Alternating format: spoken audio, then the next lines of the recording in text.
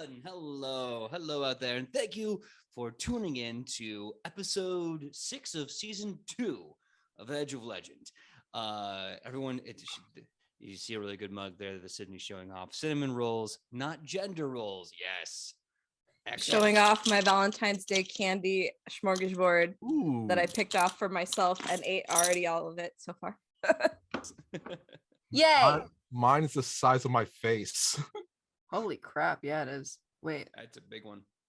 Mine's the same one I've always had, and we're just going to keep moving along with that, I guess. Face mug. All right, so we're going to get the ball rolling. We're going to do a quick introduction, do a quick recap if you haven't had a chance to see the recap, and then we're going to go right into it and just kind of let the game play itself and see what happens. That being said, let's start off with Kylie. Kylie, please tell us who you are, who you're playing, and what your pronouns are. Hi there, I'm Kylie, or I go by Kai. It really doesn't matter at this point. I play Shiotobus the Elven Ranger, and we both go by she, her. Oh, wow. One breath. Everything you need to know. Next up, Sam. Please, Sam, tell us who you are, who you're playing, and what your pronouns are. Are we doing the one breath challenge? All right, let's do it. Oh my god, yes! Okay. Hi, my name's Sam Sterling, and I play Ichipukta Papakui, also known as La Pacifica Dorita, and our pronouns are she, her. Okay, I did it. That's good. Pretty good. I'm gonna have a rough time when it's my turn. And Michael Powell, please, Michael, tell us who you are, who you're playing, and what your pronouns are in one breath. Hi, everybody. I'm Michael Powell, and I play the fabulous Rufa, and our pronouns are he, him. That was actually really fast. Okay, cool. Really good. Yeah. I like that. That was great.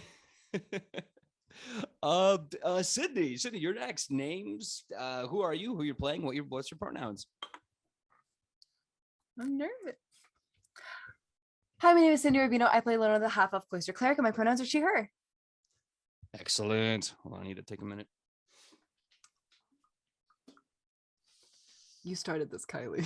Hey everyone, my name is PJ Megaw. I'm the GM of Edge of Legends and Nat 20 Productions. My pronouns are he, him, and I'll be playing everyone and everything in between. Thank you so much for coming for episode 6. And now the recap in case you missed it and didn't get your chance to see it on Nat 20 Prods on YouTube. And there we go. Okay, so in case you missed the recap that, of course, the creative recap put together, last episode was kind of a big one. We finally got to the island of the Order of the Platinum Hammer because Tobias was dying because of the penance of his oath to Minerva. The minute he got on land, poof, healthy again. And it was kind of a fun episode as there was dates happening, some ironically, some unironically. Some snacks became meals, I think was the statement. And after some time, the group was summoned back to the Sarkon, the major castle in the far back where all the big stuff goes down. And it's there that they all realize that there are two major prophecies that speak about the end of days, one of which is called the cycle. And at this point in time, after a sort of holy process and rite to figure out who could potentially, from these group of people, be the member of the cycle, the chosen one that has to die to save the world, everyone gets a chance to grab the holy meter, basically. Well, it's not Alona. It's not Shionibus. It's not Morel. It's not Ichi. It does turn out to be Tobias. And with that, Tobias storms off into his office to just have a few seconds to himself. And this is where we will pick up with episode 6, season 2 of Edge of Legend, with Tobias learning the horrible truth of his birth and this moment kind of coalescing. So you're in the room. You're in the major headquarters of all the 5 grand hammers of the Platinum Hammer. Cash Kirkaxian is looking very mournful at the closed door of Tobias. And you hear a great anger and exertion and glass breaking. And Cash just kind of sits there. Well, I'm very sorry. We knew this day was going to come. We didn't think that this would be it. Honestly, we were kind of hoping it would never come for him. Excuse me. Taps Mike. What do you mean you always knew that this day was going to come? Well, Tobias was brought to the island with his mother years ago. At least that's how the story goes. She said that he was born under a great sign and that his father, shortly died after his birth. Our clerics and oracles worked over him and found that this is to be true. He has some sort of great prophecy about him. We didn't know what it was, just that there was some great thing. And then she was called away on something, and she also did not come back. And he's been here his entire life, a child of the order since he was about 6 years old. Like, that's the most relatable thing in the world. So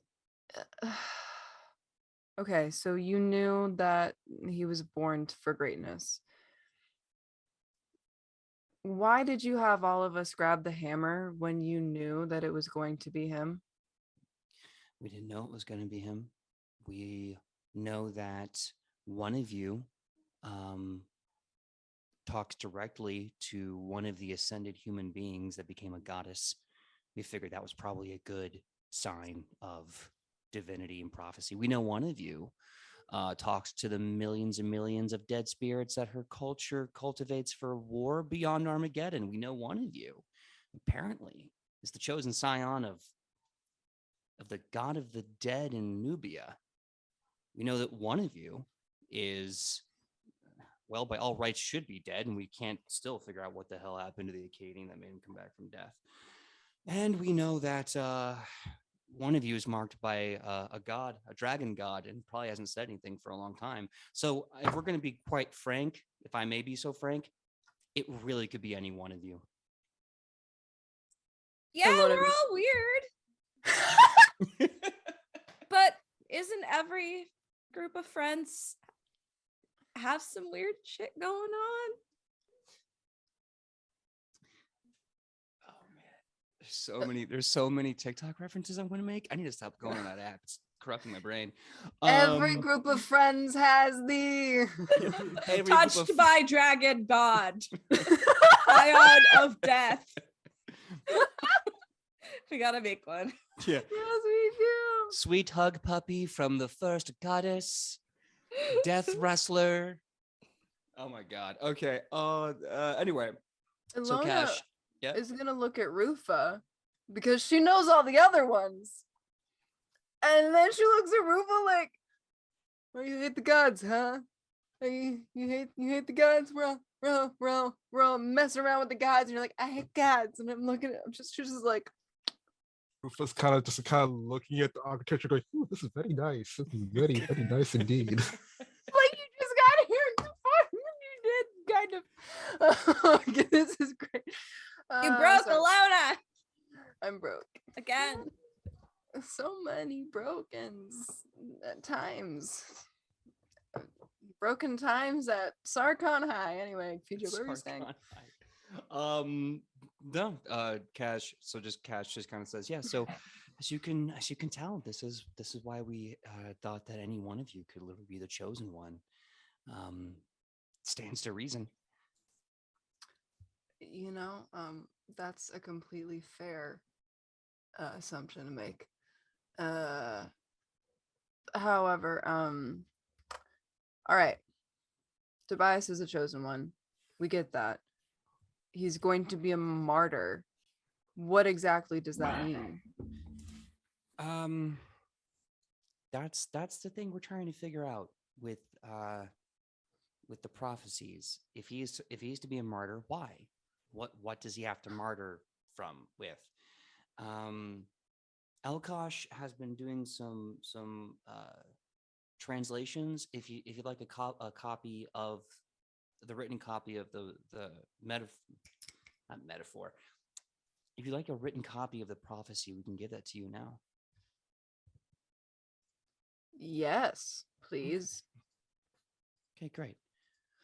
Okay, Elkosh, if you could make give him the copies that you made, and the Akkadian Asmar, just kind of walks over with these big papyruses, big transcripts, and he hands you this written prophecy, he says, and then tries to find the file.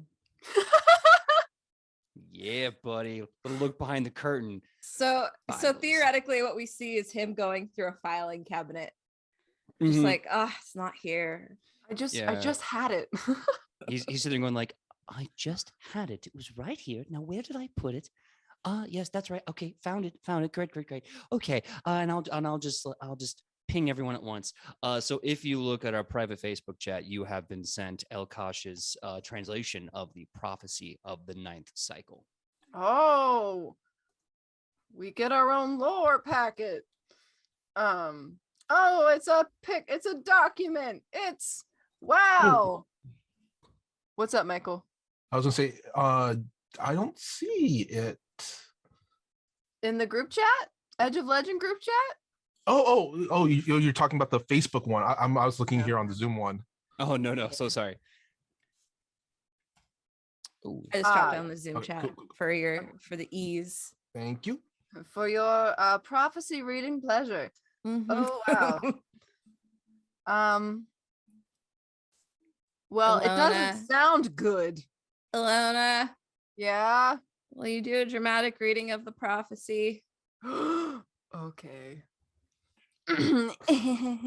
Sorry, I'm gonna get my microphone really close.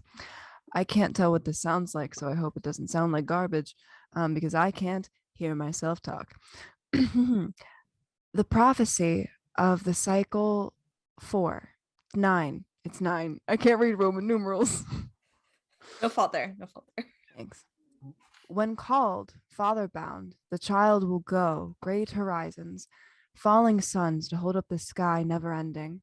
The cycle will move, rotating towards its own end until cataclysms fail. Suns, and thus the cycle ends them all.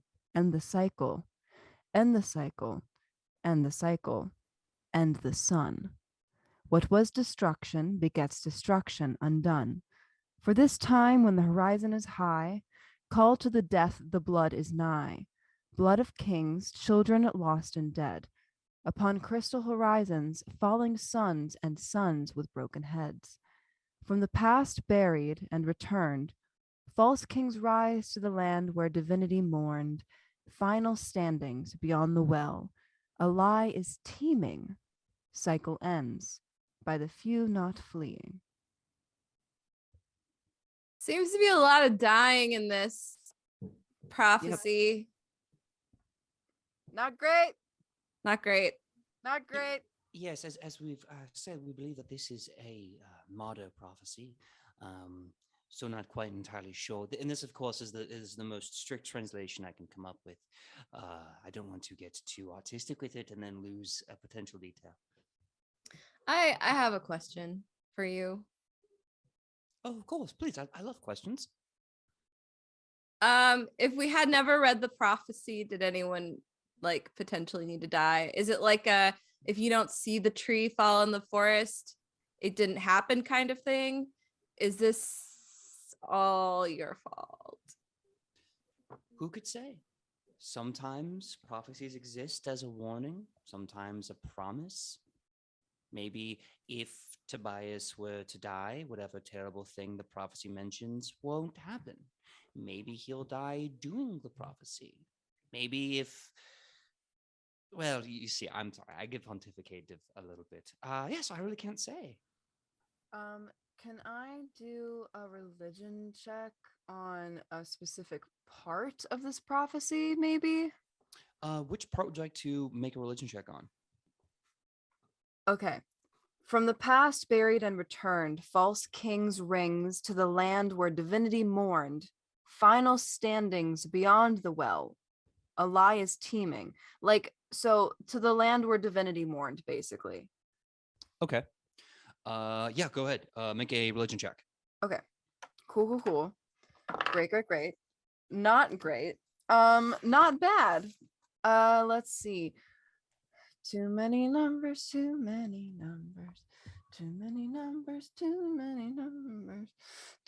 Thank you for jamming with me, Sam. Many numbers. This has Too been many Pathfinder Radio. numbers. Oh, Welcome to the dulcet sounds of Pathfinder 2E. 27. NAT220. 27. This is about the land where divinity is mourned. Yeah. All right. So your mind is really thinking about how so much of the history of this world is kind of definitely in tandem with the Astrogenicon, as well as every other like deity fighting for, a chunk of this place, right? So you're thinking of the pilgrimage where Minerva died and ascended to become the first human ascendee divine. She died somewhere in between Acadia and Ur, which kind of has become a magnificent holy site because she died and ascended on the spot. And you can also recall, stories of deities that came to Earth. There's a gigantic temple to Hamasa somewhere in the world, and it's basically a giant catacomb of the dead, and mourning and respite.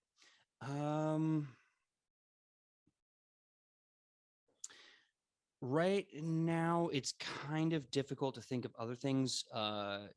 You are recalling a lot of world history about like the trees that were destroyed and how people spotted a lot of divine backlash. The trees were destroyed. You're recalling the Great Dragon War and all the like 3 or 4 or 10 lesser divine dragons that were killed in that war. So basically, I got nothing. You got a lot. I mean, That's but the like, problem. yeah, but so it could be all of the things. So I had nothing. There's not one of these things that seems more of a thing than the other things, unless it the only reason you said Minerva, and I'm like, oh, Minerva, Tobias follows Minerva. Maybe. Could be a good lead. He is a grand hospitalier. One of the major tenants, and he's told you this, at least in Dunstan, one of his many jobs, besides of course coming up with the medical practice the entire order follows, is being a leader of the major pilgrimages to the site where Minerva ascended.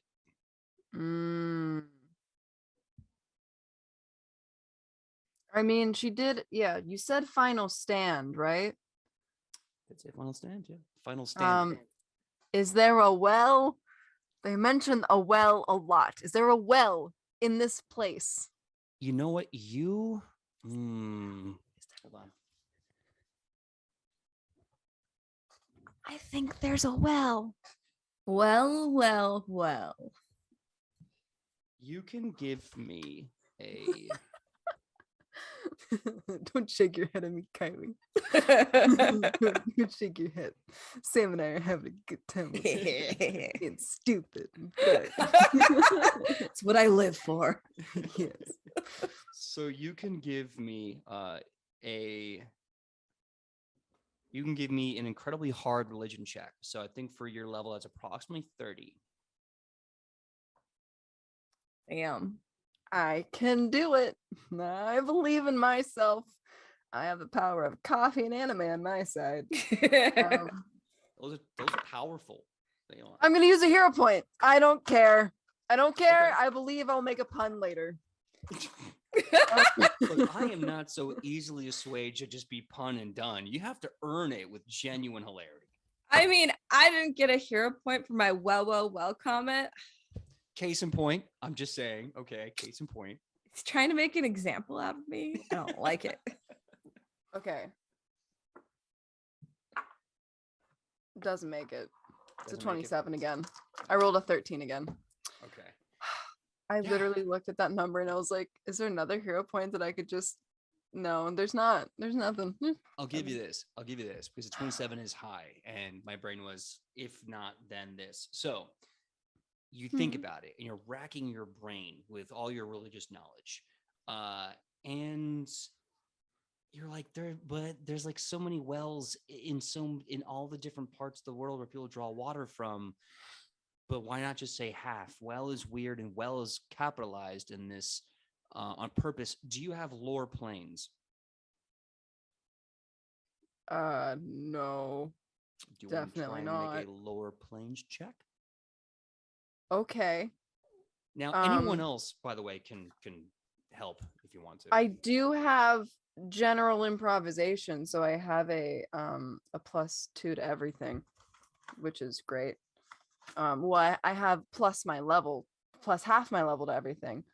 Michael, do you have lore planes? Do you want to help?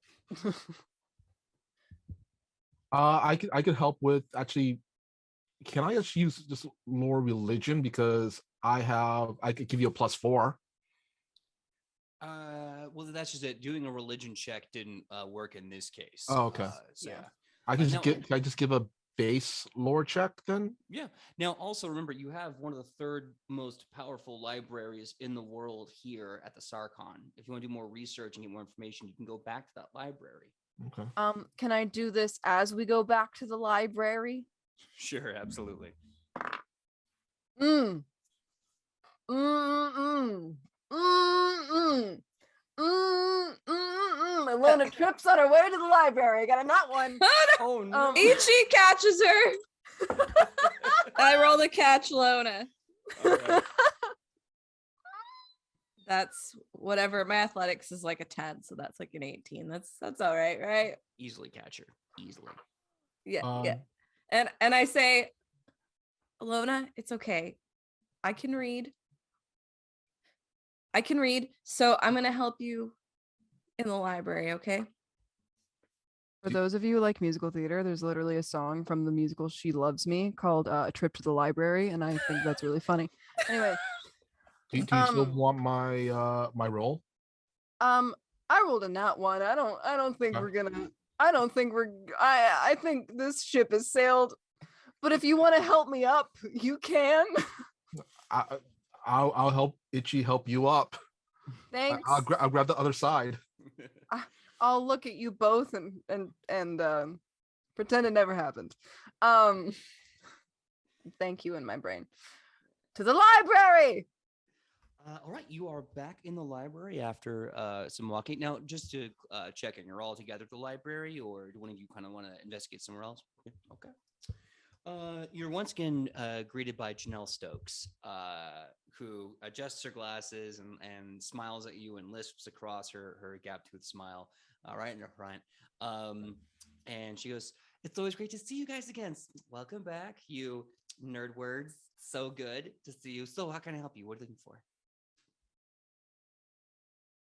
We're looking for.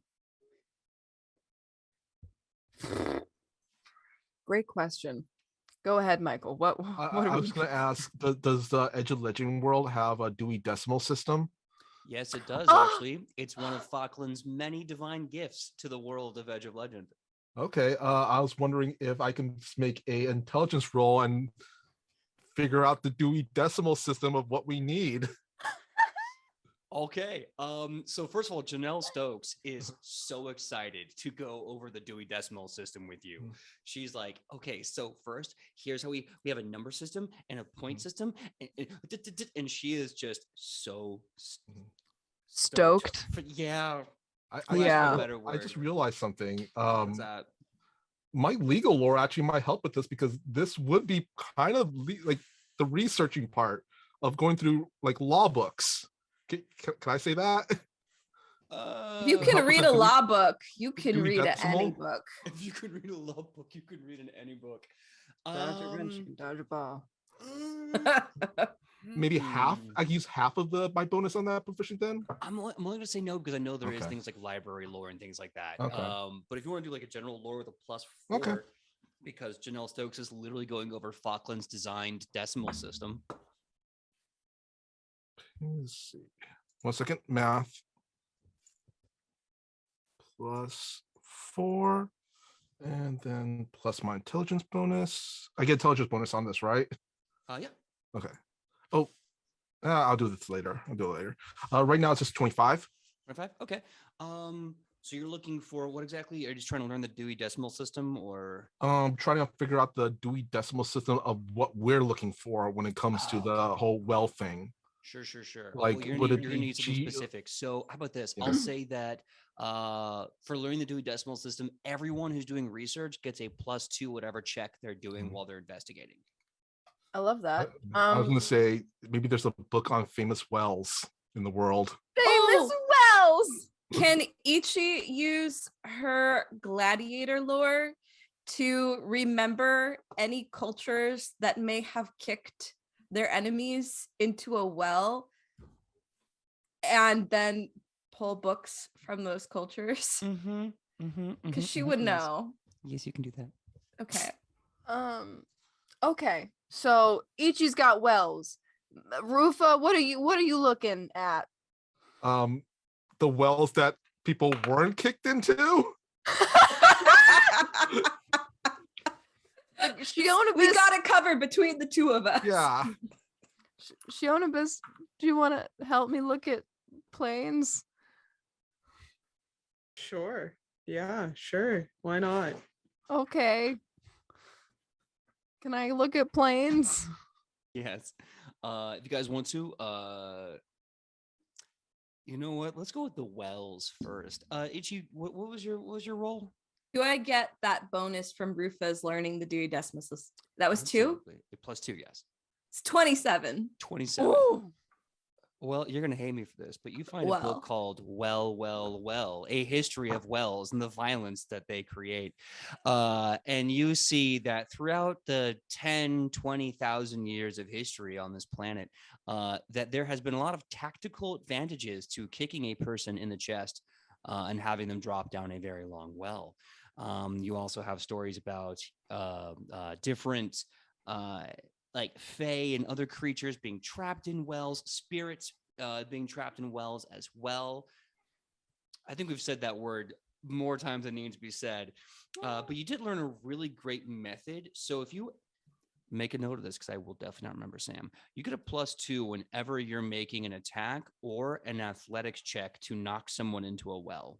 It's a permanent bonus. That's Okay. very, very specific. What is the most specific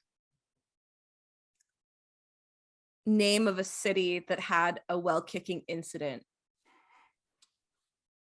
Was it like something along the lines of Sparta? Yeah, there's a lot of like ancient main continent. You know, all of the Akkadian city states, the Akkadian satellite nations. Shin had a guy get like straight up drop kicked into a well. Like it's all those places. Okay, I gathered that knowledge. Yes, And Michael. Bring my Can- notes. Can I just So ask, sorry. was there ever someone named Timmy that got thrown into a well? No, no. In fact, Is there Timmy's- Lore Lassie? Is Lassie in here? So I assume that that is Rufa since I'm reading the book, that's Rufa asking me that question. And Sure. Ichi's response is not yet. We're gonna need to find somebody named Timmy then. For you to kick into a well. But yeah, you get the +2 to whenever you do an attack or athletics check to shove or kick or trip someone into a well.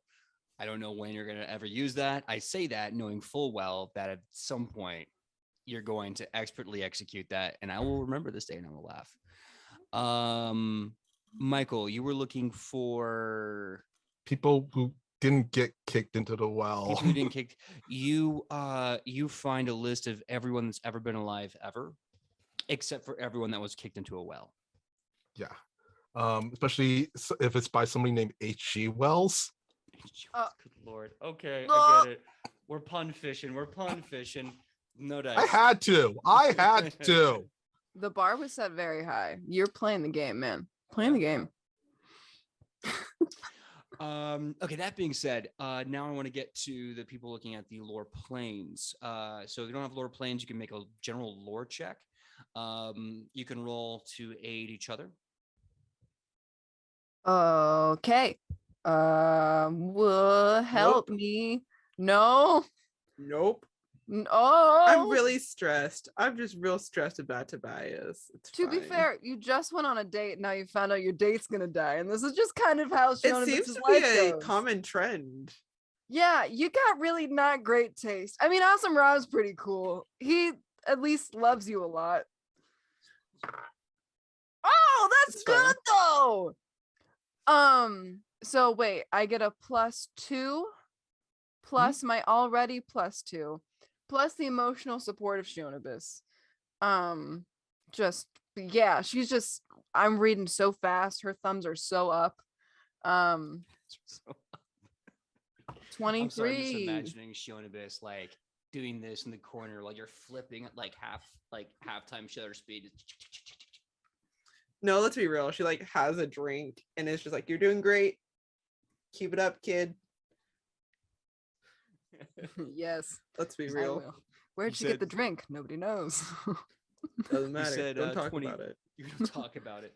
It's the magical drink. You said 23, right? 23. 23. So you're looking at all the different planes. You know, you're looking at the Fae Venae, the Fae land of chaos and music. You're looking at the arcane plane where magic just, it's just a plane of never-ending magical energy that Isaac found at the very beginning of time and tapped into, and they became the source.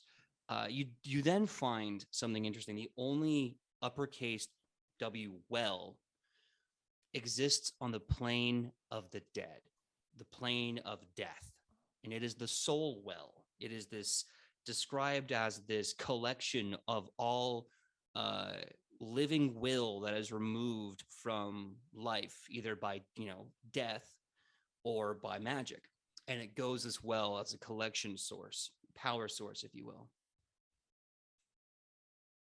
Well, that's definitely something. Does the well also have the power from all the people that were kicked into the well? Is this like a hub for those trapped souls? You can Is safely it a well of assume power? it is. It's actually a very big well of power. That is true. It is a well of power for literally every and any entity that has possessed will and died. And then its willpower or soul or whatever you'd like to attribute Willpower? goes to the will, the well. Sorry. Okay. So I'm imagining in Hercules when Hercules goes to save Megara in the underworld, Mhm, and there's, the floating green gigantic pool of souls, and he's got to jump in and save her, and he's dying, and then he comes into a god because he's selfless. Spoilers. If you haven't seen her. It's been like Seen 20 her. years, hasn't Yeah. it? That's You that's never know. Citizen Kane. Spoilers: Rosebud was a slag. That movie's older than all of us. That is true. Okay. All right. Cool. That's good. I relay this information to the rest of the group. How does one get to the how do we get there to the plane of the dead? Unfortunately, the books here do not speak of how to get to the plane of the dead other than dying. They do say that some heretical groups of the goddess of death have perfected such travels. They do say that there is a plane of shadows that acts as a buffer between your world and the world of the dead. It doesn't go into too much detail. But yeah, you do see as you're flipping through the plane in mention, and it's called the plane of shadows. It's often referred to as the plane of mirrors. Oh, that's fun. Plane of mirrors. I can't write fast enough, even though I'm on caffeine. Oh my God, Spring Healed Studios. Hi, Tobias. My favorite plane. That's what they said. Okay, so that sounds like it's gonna be complicated getting there. Michael, what's up? What's up? Is Rufa raising his hand? Oh, you're muted, my guy. Muted. I just want to know, actually, since Alona's relaying this information, I was wondering if I can make a occultism knowledge check on this, especially you if can do it's that. Yeah, you can like, make an occultism yeah. check on that. Yeah. I would say ghosts and Yeah. stuff like that. Yeah. It's weird because like sometimes ghosts are labeled a cult and sometimes they're labeled religion. Depends on the. Yeah, that's why I'm asking. But I'll definitely take an occult check. Yeah, for like general knowledge. 1 second plus. What's it's intelligence plus my proficiency. That's a 27. Do you want to know something specific about this? Are there any like routes that Rufa would know that would allow us to travel to the realm of the dead without us having to die? Unfortunately, from your travels, the one way you know to get there is when you die. There's a chance a part of your soul will go there, if not all of your soul. Depends on belief structures, and everything else. Okay. But some little like trickle down soul economics. So okay. So this prophecy talks a lot about itself. It's a very vain prophecy. Great for the plane of mirrors. But it talks about suns, like literal suns in the sky, and sons as in children. When called, the first part of the prophecy says, when called, father bound, the child will go. Great horizons, falling suns, blah blah blah blah blah. This kind of alludes to, in my brain, maybe that the person's father was also a martyr, and this is a cycle repeated in the family, and so when their child is born, they also are a martyr. Kylie went that. What are your thoughts? Tell me now. PJ, can I go looking for some kind of birth certificate? For who? Oh. Tobias. Oh. What's your proficiency in perception? 13. Okay. You're expert or master? Expert, right? Yeah, you're level 5. Should be expert. Expert, yeah. Okay. Plus 13, you said? Mm-hmm.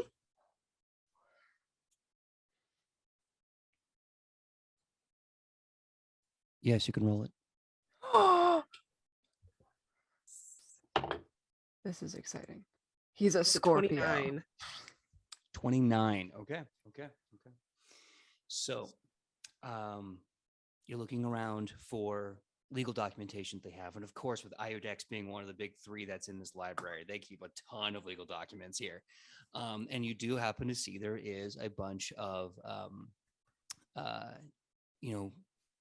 birth documentation, titles and lands that are no longer valid because once you become a member of the Platinum Hammer, so long as you are a member of the Platinum Hammer, you are no longer allowed to have land or title.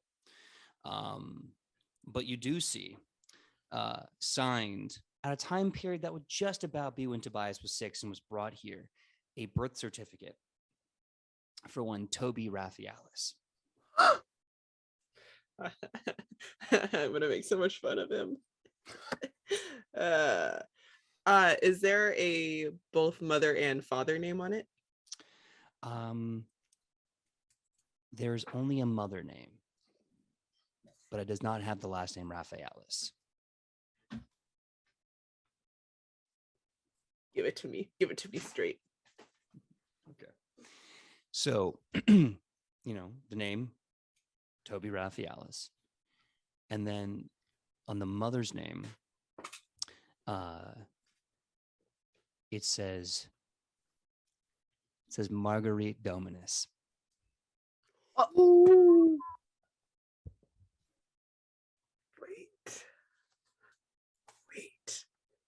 Wait. Like Master Dominus.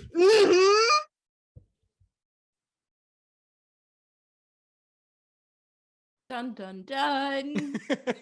Are you saying Tobias is a descendant of House Dominus? Because that's freaking hilarious. Well, at least potentially on his mother's side.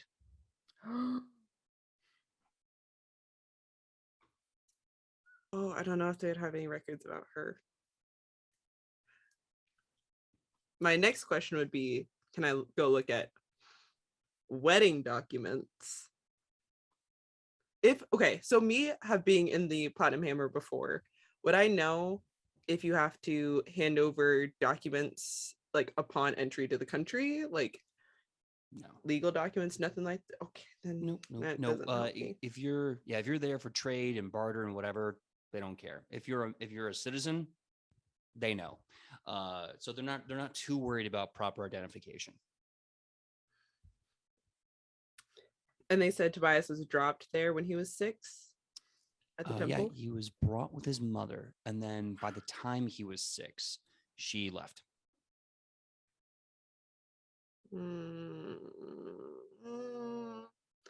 What the hell? Why not? Can I look for wedding documents for her? Sure, go ahead. Um, Ugh. 22?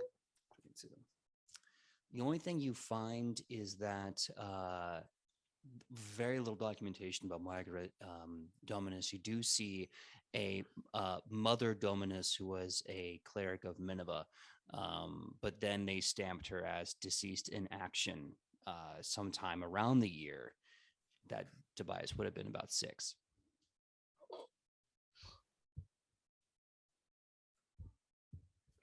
Okay, hear me out. If I go and look for documents on Nineveh, would I know if Nineveh was the like her mortal name, or was it given to her after descending to godhood? Good question. I think you would know just from the hundreds of years of being around studying that Nineveh is it's kind of both. It's definitely both, but she goes by different names in different cultures. Nineveh is just kind of like it was her warrior name when she became a knight that the world recognizes. Cool. That's it from me. that's it from me, dog. Oh wow. Do you relay that to the rest of the group, or you do? Okay. That's a lot. Okay. Can I random bullshit check? Can I see how old Master Dominus is in my memory? Sure, go ahead. Okay. How old is Master Dominus? Nope. Wait, maybe. What check is that? Perception? I'm How old's gonna Master? call it perception until I can figure out what the hell that would be to. Yeah, no, I'm gonna say that's perception. You're basically inciting his age by looking at him. Yeah, it's perception.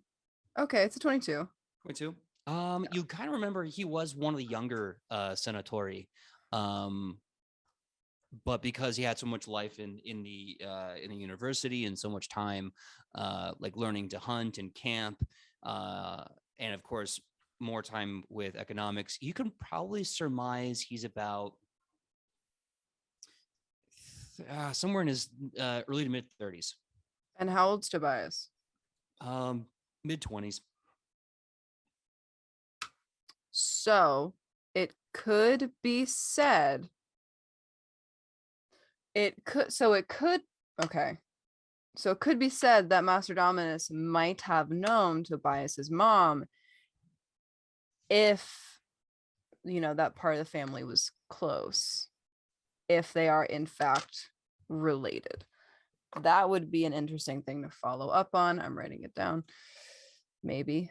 I don't know. Anyone else have any ideas?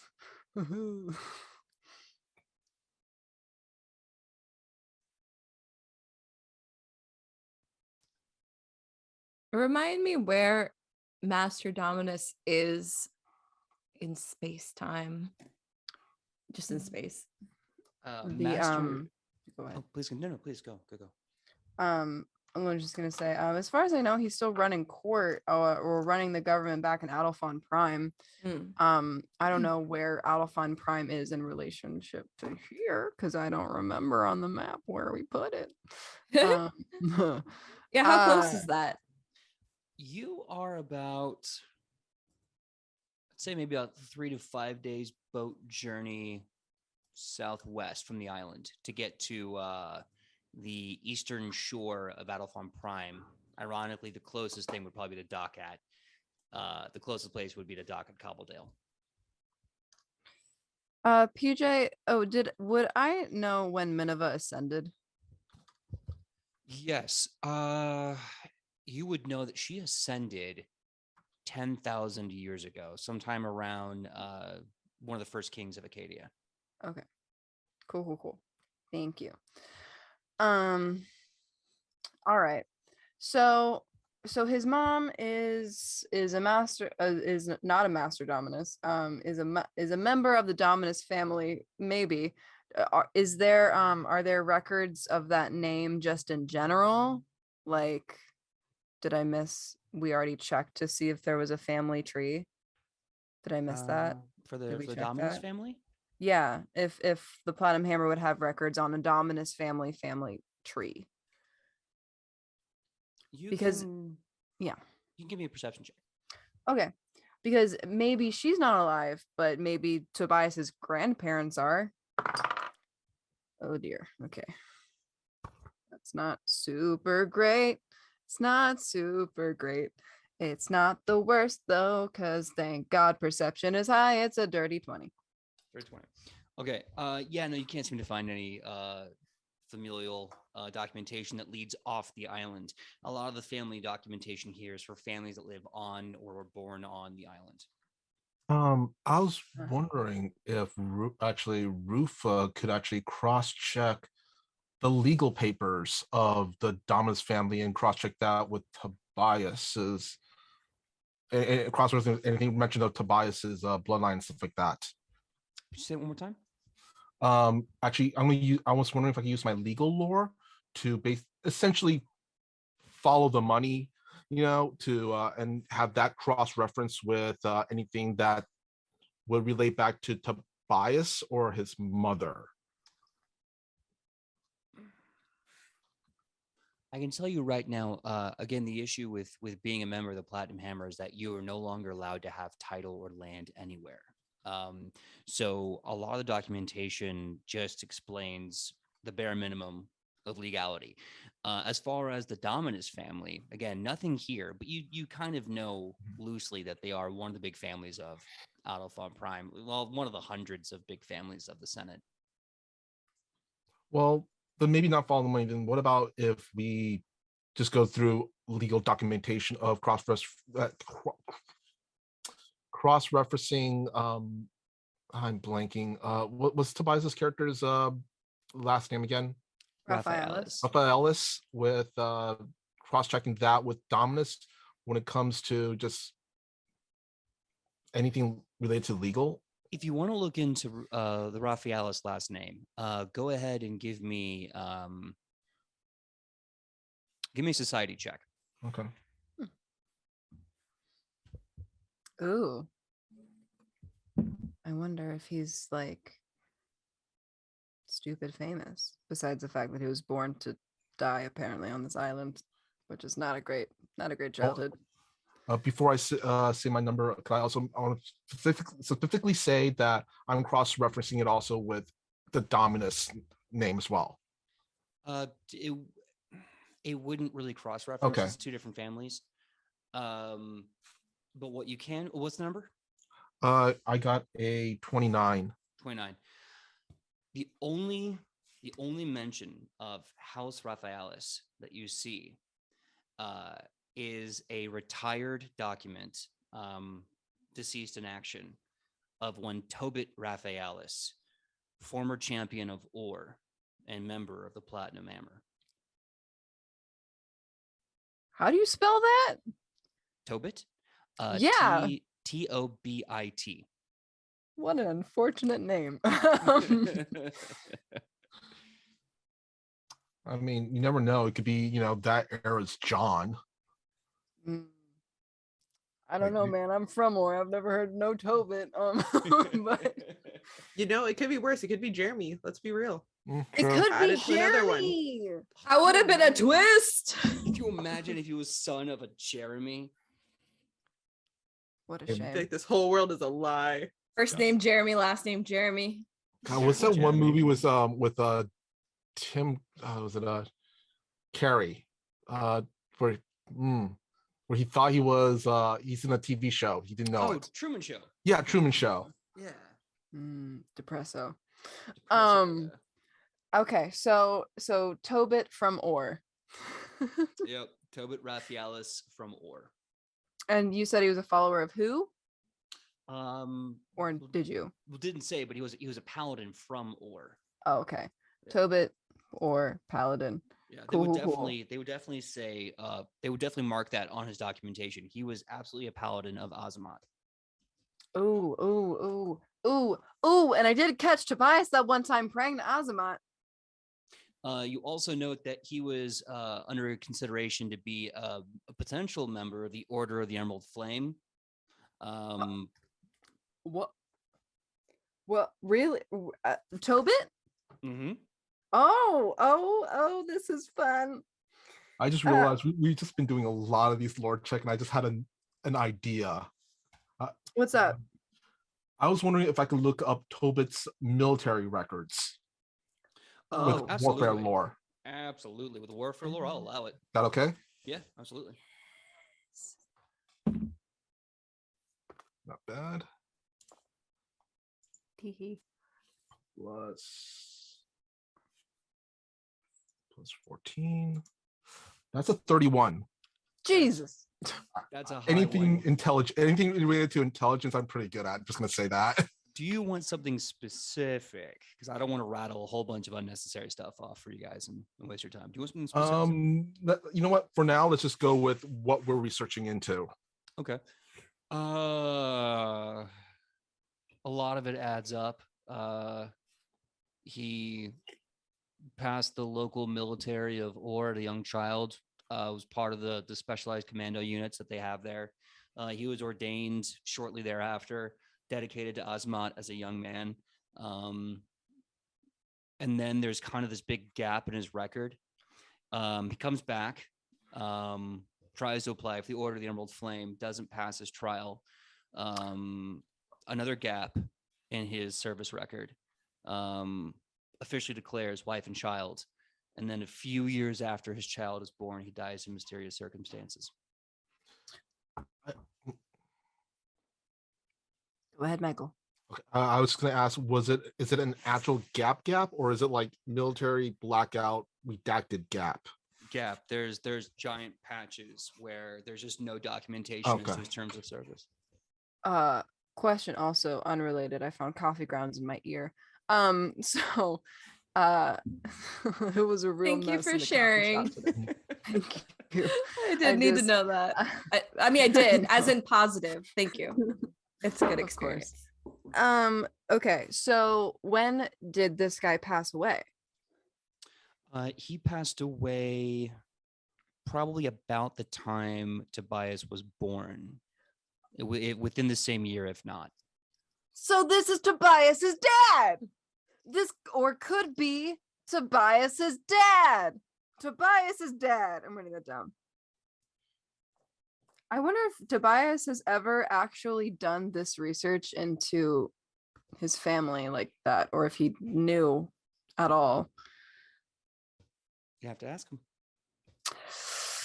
I don't think this is the time to ask him. No. Tell him now, Sidney. Speaking of, we didn't check if he was okay. He did not look like he wanted to talk to anyone. We heard broken glass. That seems He did not look like concerning. he wanted to talk to anyone. Yeah. Also, we walked outside, so if he fell out a window, I'm sure we would have noticed. Good point. Each would have That's caught fair. him. That's Would have fair. got him. Can I say this? I just kind of realized we're basically doing 21 and me on Edge of Legend. Genealogy. Yeah. Wait. Oh no, that was my one-shot character, Lord Genealogy. Yeah. That's right. I remember that when you were like, yeah. Are they important? Can I eat them? Are they poor? It's like, yes. Oh, you can eat them, I- they're poor. Very specifically, I used Lord Genealogy to find out who was least related to me in order to sacrifice them to an eldritch god. And it worked really well. It was a Makes shoonie. sense. As long as it worked. Yeah. True. It did. It was a great way to end that episode. Absolutely. Okay. So yeah, is there any other questions about what you want to research? You can research old topics, unrelated topics, Anything else? Could I just do like a really quick, like while we're researching this, I'm also multitasking. I'm researching anything that pertains to a dragon symbol on a certain someone's palm. Okay, yeah, go right ahead.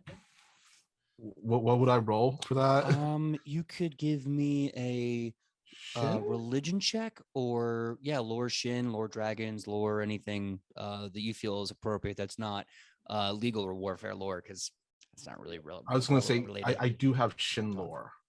Yo, yeah, you can absolutely use shin lore.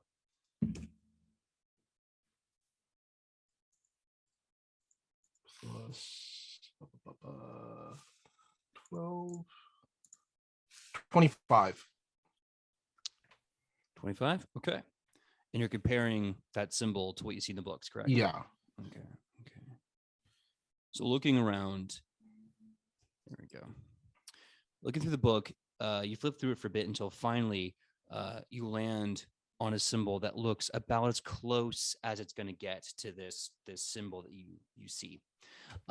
It is labeled as Salvamat, Salvomat, Salvamat.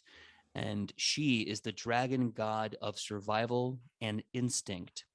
And what's important written in the text is that she is one of the divine dragon gods that first became physical in this world, who fell to this planet.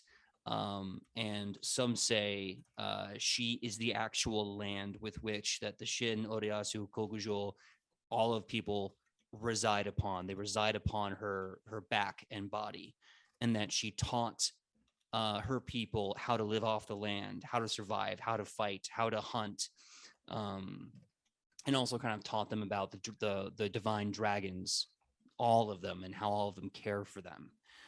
She is kind of, I guess you could say, like an earthly mother, kind of Gaia type of the dragon pantheon.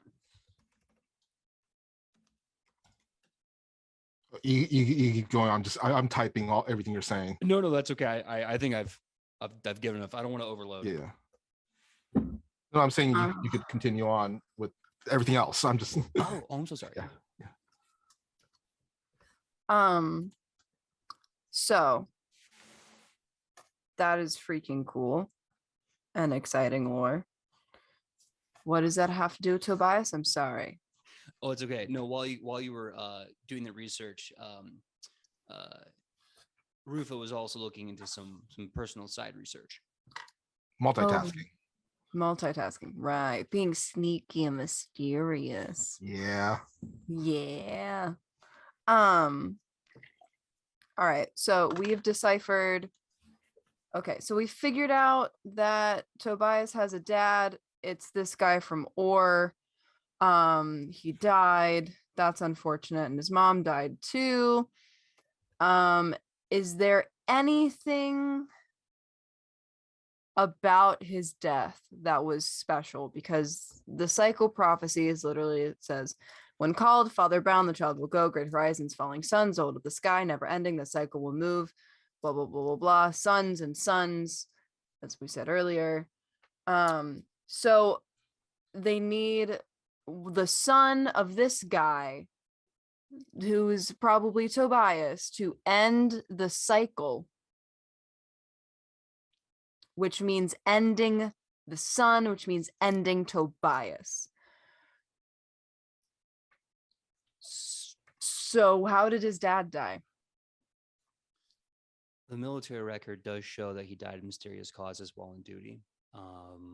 If you can give me a perception check or a warfare lore check, you might be able to get just a little scrounge of data.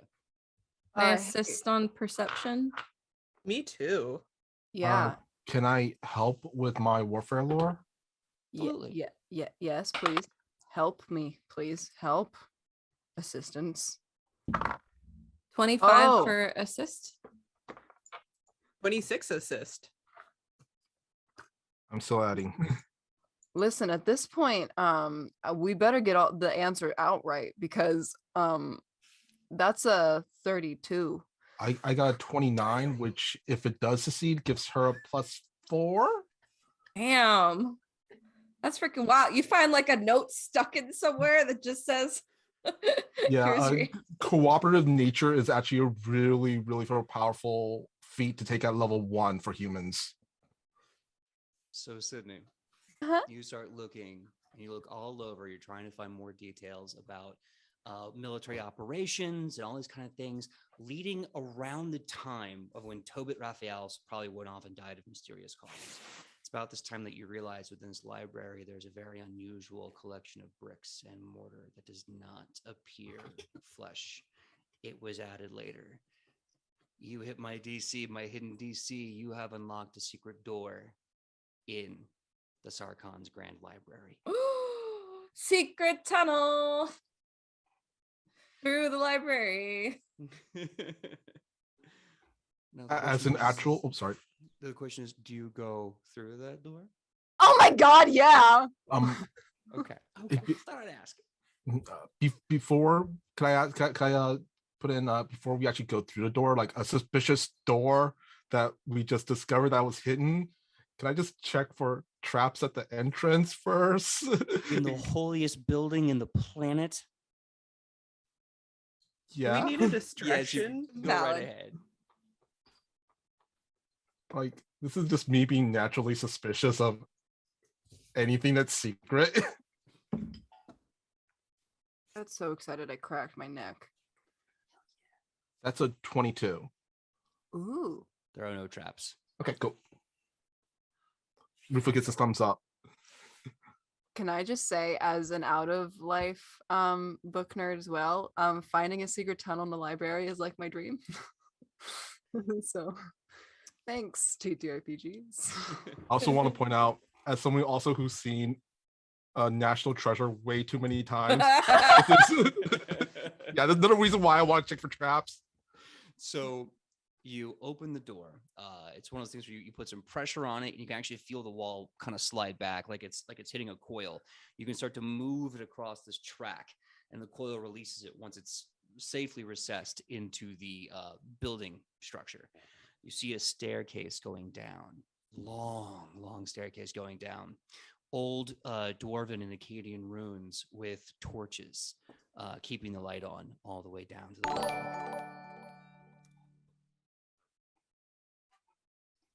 Oh, wow. Thank you, Jeremiah George. I've never seen a zombie on our page before. That's so cool. Ooh. We get zombies. Does that mean there's zombies in the tunnel? Oh no, foreshadowing. Surprise, Halloween came early. Roll initiative. No. I I'm love just curious, the what is that? enthusiasm. What's that prompt? I've never seen that zombie before, but whatever. It's all good. But now they're immortalized. Now there's a zombie named Jeremiah Jones. Thank you, Jeremiah Jones, for being our first zombie. Thanks. Okay, so going down, I'm assuming you're just going down the stairs. Going down, you're seeing the runes and pictographs of dwarves and Akkadians, and some other things start popping up. You start seeing all the gods. You start seeing a few dragons. And as the eventually it ends in the bottom of the entire island, you must be maybe a mile or two below the surface. It's cold. It's very cold. Moisture clings to the air like a spider's web, especially during that kind of humid month of August. And as you move through this cloying cold, you finally see a massive magical circle on the floor, twisting and writhing and living. You see books piled to the 50-foot tall ceiling. You see magical artifacts on little wooden posts. And there, in the middle of the magic circle, with a quill and a book, you see a robed figure with platinum scales, a long stringy beard off their platinum dragon-like snout, and little glasses on their nose. And you can hear them muttering to themselves, "Okay, yes, no, it wasn't 4,000. Oh, you were there, you old daft fool. What was it? Was it 5,000? I think it was 10,000. That's what you get for being 20,000 years old, you old fool. You forget things. Wait, What was it? When did I go to that war? I was but a wee lad. Yeah, it's right there in the. And you see a platinum scaled wormkin lost to time for over 5,000 years.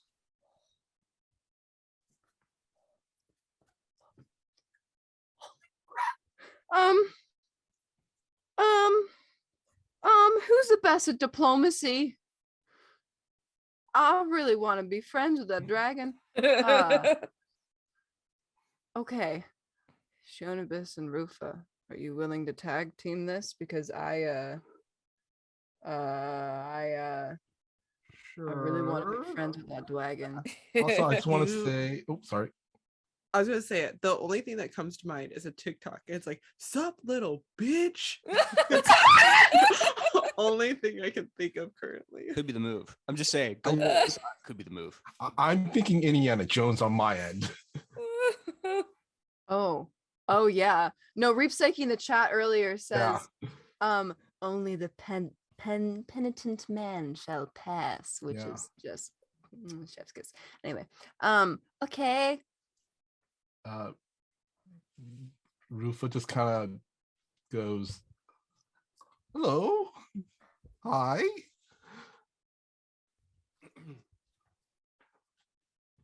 Okay, so when you breathe pure light, what does it feel like? What? Pardon. What? Hello. Who's Um, who's talking to me? Who's that? What? over here.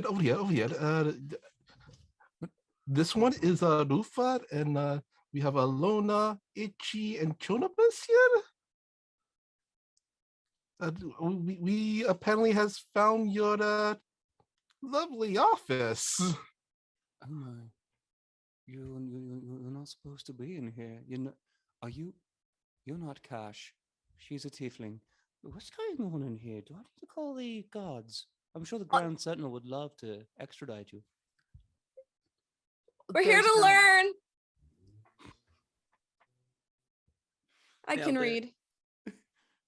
Give me a diplomacy check, Ichi. Oh God. Why'd you do it? Yay. My diplomacy bonus isn't the worst, but the roll wasn't great. It's a 12. 12. Can I aid Ichi with my eagerness? You could try. God damn it. I will. I'm not letting us get kicked out of Wait, I'm using a hero point for that because that was sad. Yes. If she wants, I can I help as well? Or I Yeah, probably it may not be then. needed. I got another 20. I can't, Never mind. I can't focus on it, but it's right there. Yeah. All right. So you look and you say, I want to learn. Like, I could read. And this wormkin looks to you and he says, "Oh, that sounds wonderful. You can read. Good for you. What would you like to know? Have you come to read my memoirs? I wrote so many memoirs. Where did I put them?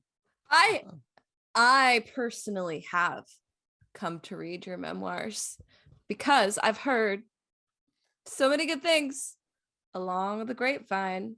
They're However, talking about me? my companions here have other interests, so we kind of thought, we would like hit two wells with one stone here. Yes, And yes, yes.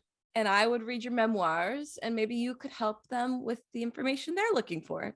Oh, yes, of course. That sounds smashing. They remove the bifocals from their their long dragon snout, and they put them in the pocket of their robes.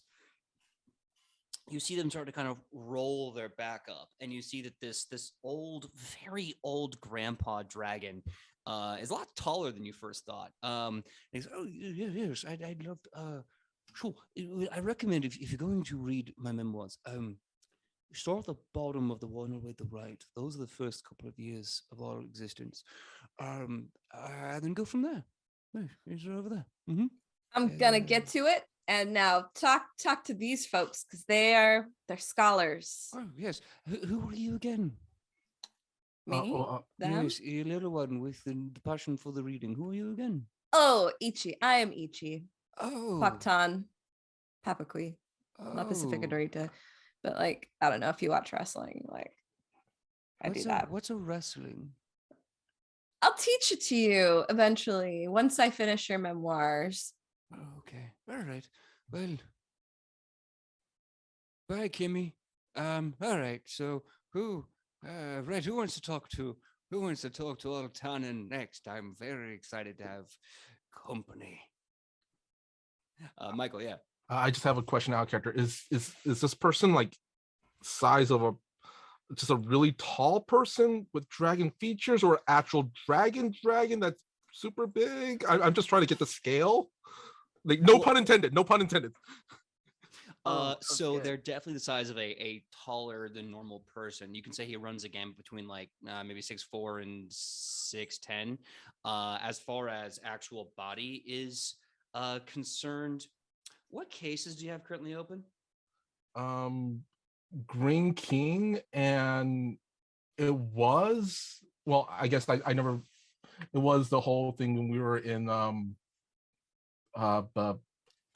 am I am blanking tonight. I am blanking Green tonight. War?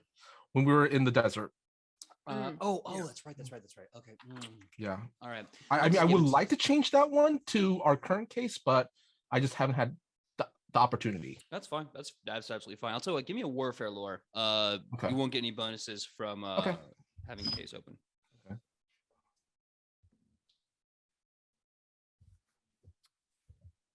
Okay, let me do math plus warfare lore.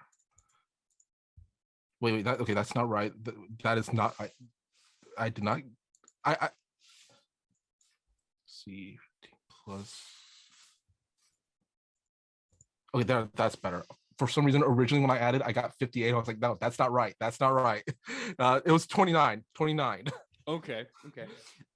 Yeah. So you recognize that aside from a few other very distinct features, like the beard and the scale, color, and a few other things, he is almost the exact kind of build as all the wormkin that you fought on the final days of the Green War. But you're much older. ooh. So who wants to talk to old Tannen? It's so wonderful to have company down here. His So name excited. is Tannen. Hello. Also an avid reader, and someone who greatly admires these amazing stacks of books, and the fact that you have your own secret study in a library, goals. We were wondering if you had access to some, what are we looking for? No. Don't look at me. I'm reading memoirs. I believe Hero we're looking point. for. I believe we were looking for information. It's our character information on. Oh God, what's his name? Tobit. Tobit. Tannen, we were wondering if you perhaps have heard of Tobit Raphaelis in your many years of reading, and would be able to provide or lead us to some more information concerning their death and their life, and why there's so many large gaps in his history in our records. Tobit Raphaelis. That's the Asian boy, yes? Yes, exactly. Not Billy. No, not Billy. Hold on. He gets his quill. And he just starts scratching the back of his neck. And you see like flakes, like giant platinum flakes come off of him. And he goes, sorry, I have an old man's skin condition. Tobit Raphaelis. Yes, I have it now. What do you need to know again about him? How he came to pass and why. Oh, tragic that it was the young boy's time, you see. He was called to do what he was asked of, and he died, as is as is tradition. What do you mean tradition? They did. He was the eighth of the cycle. Him and everyone else ate of the cycle. He was given his divine duty. He completed it and died, as he's supposed to. And also, we are. If you have any information pertaining the prophecy of the cycle 9, that would be very much helpful. See the ninth cycle. I haven't had a midnight conversation answered in quite some time. The ninth cycle. What if it's anything like the eighth? Especially Someone's with gonna have to get killed. Anything pertaining a well. A well. No, far too damp. I don't like wells. Oh, you're asking me if the well's in the prophecy? Yes, in the prophecy. Yes, in the prophecy. I don't think. No, there was this one time. I think the third cycle believed that they had to dig a well from one end of the planet to another. It was a fool's errand. We didn't do it. So we don't have to kick anybody into no well or anything like that. I mean, at least you can. You have the freedom of well. Oh my god. Tobit, you mentioned that he was the eighth of the cycle and he was completing his cycle, and it sounds awful like a curse. Oh. Well, I suppose it's not a curse. It's sad, but it's not a curse. It's a blessing. A blessing? Of course it is. You're chosen by Azimuth himself to stop the terrible things from happening in this world. So you're saying that Tobit was chosen by Azimuth to... Why would his death do anything? Oh, well, I mean, they were all chosen, really. And, that's the thing about the world sometimes. In order to stop the big bad from having its day, good people must give everything. So you're saying that the God of all heavens has chosen this one family line to die to stop what? Oh, did I say one family? Oh, I'm terribly sorry. No, not one family. No. Then how does Azimuth choose? Far be it from me. I'm just one of his first. I don't know what he thinks. Only what he tells me. So what are the other names? Oh my, I only know the ones that died. Oh, Tobit was the eighth. Seventh one was kind of dicey. I believe that was Samra. Oh yes. Tobit was the eighth. Tobias is the ninth. Who did you say was the seventh? Just to double check. I'm sorry, say that again, Youth. What was it? Who was the seventh? I see someone named Samra. This was at least 90, 100 years ago. I don't remember. Maybe no, it would have been 200 years ago when Samra died.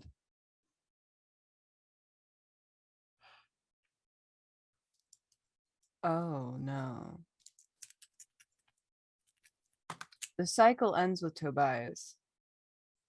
Well, the ninth cycle will end with Tobias, yes. The 10th one will begin with who the bloody hell comes next. Is there already a prophecy for the 10th one? Depends what the world needs. Depends what Okay. Azimuth foresees. So when is someone chosen? Are they chosen before they're born or are they chosen after they're born? Usually they're chosen around their birth. And of course, this needs to be said, they're not the only one, and that time may never come. There are a few people of the cycle who are spared because of early death, disease, unfortunate. So who out of okay, if there were 8 people so far in the cycle, how many of them survived then? I only know the ones that died, but it's an easy guess to say that every cycle there's 3, 5, 15 chosen ones. Well, it comes down to who completes the task, I guess. Okay. So you're saying it's not hereditary. Azamat does not choose based on parentage or lineage. Not intrinsically, but champions beget good champions. Sometimes it just makes sense. Unfortunately. Did Tobit have a boy? A child? I think I heard that they were on this island at one point. Is that true? Yes. Oh, good lad. What's his name? Tobias. Oh, that's funny. Oh, that's beautiful in an ironic way. Why is it ironic? Oh, because the name of Tobit and Tobias comes from the practice of removing devils from lands, removing great liars, deceivers, possessors, cataclysms. Maybe they didn't mean to, but they've definitely got Asmat's attention now, I dare say.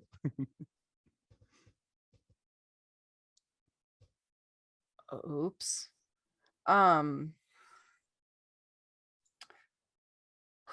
Okay. To recap, there have been perhaps 15 people that have been chosen throughout history to maybe take on the burdens of the world and rid some great evil from it. Only 8 so far have actually fulfilled the prophecy and passed away, therefore saving the world. The 9th cycle is about to come to pass. Tobias has been chosen as the one to give his life to save the world if the world needs it. But from what I'm gathering, if it doesn't come to it, Tobias might not have to die. That is a very difficult thing. I suppose so. If someone else in the cycle of his tenure destroys the creature or the evil, whatever, he may not have to die. Maybe he's the one that has to kill it, and no one else's hand can slay the issue. You see, the problem is that it's really hard to figure out what is necessary with the cycle. Only that it turns, because so too will evil. Okay. This is something that we looked at. Okay. If we look at the prophecy again, and we look at the other prophecies that we've read, I love this. I'm having a great time deciphering this mystery puzzle. Thank you, PJ, for being fun. So, Thank you for enjoying it. I have a question. Mm-hmm. I just want to confirm this because I'm reading the prophecy that you put it in chat over and over. I was wondering, can I use my legal lore just to confirm my suspicion, because it doesn't specifically say that the person that has to do all this has to die. Does it? Well, you can try to use legal lore to decipher a very, very heavy divine text. It may not translate well. You might get some general information, but nothing specific to what you're looking for, probably. Then I'm going to try for general information then. Okay, cool. While you're rolling that, send me the private message, the roll you get. Sidney, we're going to ask the next question. okay. So we figured out lineage, things like that. But the next part is what I'm hung up on. From the past, buried and returned, false kings rise to the land where divinity mourned. Final standings beyond the well, a lie is teeming.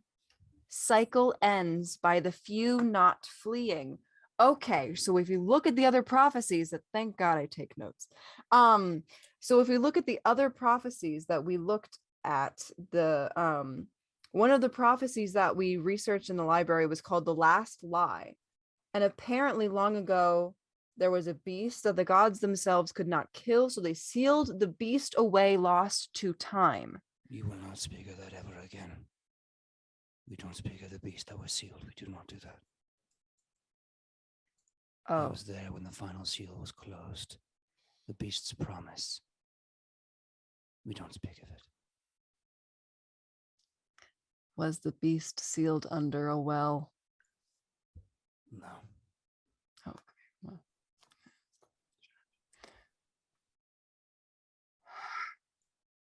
Right. Of course. We will not speak of the beast that was locked for the last one. We do not speak because to say the beast's name brings about the beast. Ichi looks up from her book because it's gotten really quiet all of a sudden. Did this all really happen to you? Oh yes. All is there. All's true. Yeah.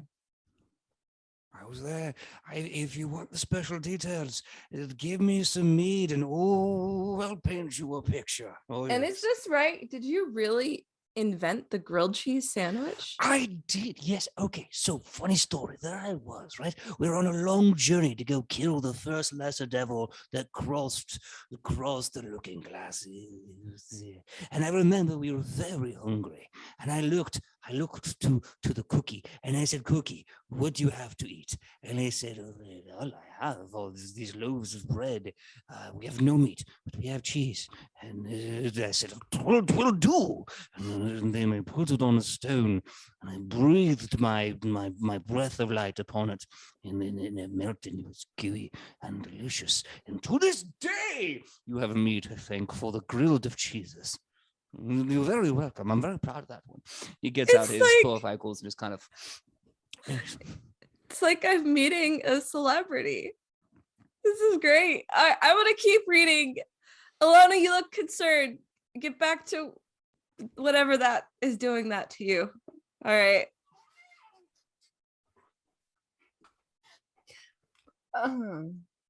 What a legend. Great.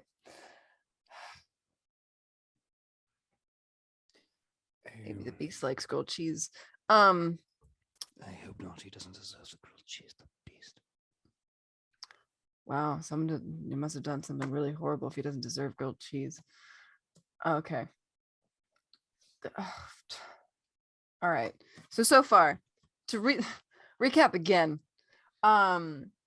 we know that there's a well on the plane of the dead, which is called the Soul Well, and it's a power source. We know there's a beast that's been locked away, that there's a prophecy that somehow the beast will come out or be released, and somebody has to stop it. Yes, Romalgus Day. I don't look forward to that day coming. Romalgus Day Yes. is the day where the beast comes out. Romalgus Day. Yes, that's when the beast comes out. And all shall perish and die, including the gods and the devils themselves. And Magadon shall smile as he makes all suffer. And you just mentioned that Tobias and Tobit are derivative of cleansing the world of devils. Lies, deceivers, evil ones, yeah. Yes, at least that's the origins of their names. I don't suppose they were named on purpose for that, but then again, I'm only 20,000 years old.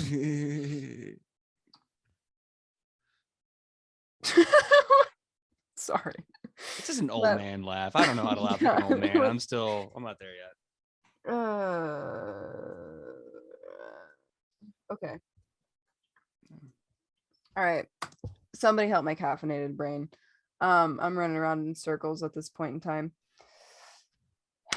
Returned false king's rings to the land where divinity mourned. Final standings beyond the well, a lie is teeming. Beyond the well, a lie is teeming. Beyond the well. So beyond the well in the land of the dead is perhaps where they put the beast. Oh, no, we didn't put him there. No, we couldn't move him. He was too big. Well, where'd you put him then? Here. On this planet. This planet whose name is... Oh, there I go, forgetting things again. What is this planet's name? Lost the time it has been. What is it? Did we... my old books. Did we name the planet, PJ? We did. Okay, This is cool. This is the introduction to the side quest where you have to find the lost name of the planet. As Tanin just says, I wrote it in a book somewhere. The name of the planet. Well, the name that we gave the planet. I can't remember it though. Somewhere around here. Oh, in the world. In the world? Oh no. Oh, we lost that book. Someone. Can I make a nature knowledge, a recall knowledge check on that? On what? On the name of the planet? Nature? Go right ahead. Go right ahead. Pizza Planet. Sorry, I'm done.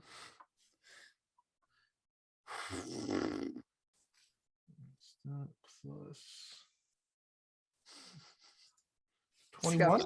I'm just seeing Ooh. Scups in the chat. Dude, when did PJ shave? So sorry, Scups. It was Sunday and I regret it. What did you roll, Michael? I said 21. 21. The irony is everywhere you go, people only have like the kind of cultural idea of like our planet, our home, our land, or the name they gave their country on the planet. It doesn't seem like anyone in the world actually refers this planet by its terrestrial name. I mean, as long as it's not named Jeremy. Oh my God. Welcome to Planet Jeremy, everyone. I hate it. I'm kidding. We did not name the planet Jeremy. We I did would- not do that. I'm very upset. Take that back. I gotta scrub it from my mind. I don't know. Chat seems pretty pleased with the name. Maybe we should make a Twitch poll. Oh God. Planet Jeremy. Oh no. No. That just sounds. Yeah. So this is a lovely planet you have. Maybe we could just, loosely overpopulate it and not get in your way. Hmm. Okay. So the beast is somewhere on this planet. Do you remember where it is?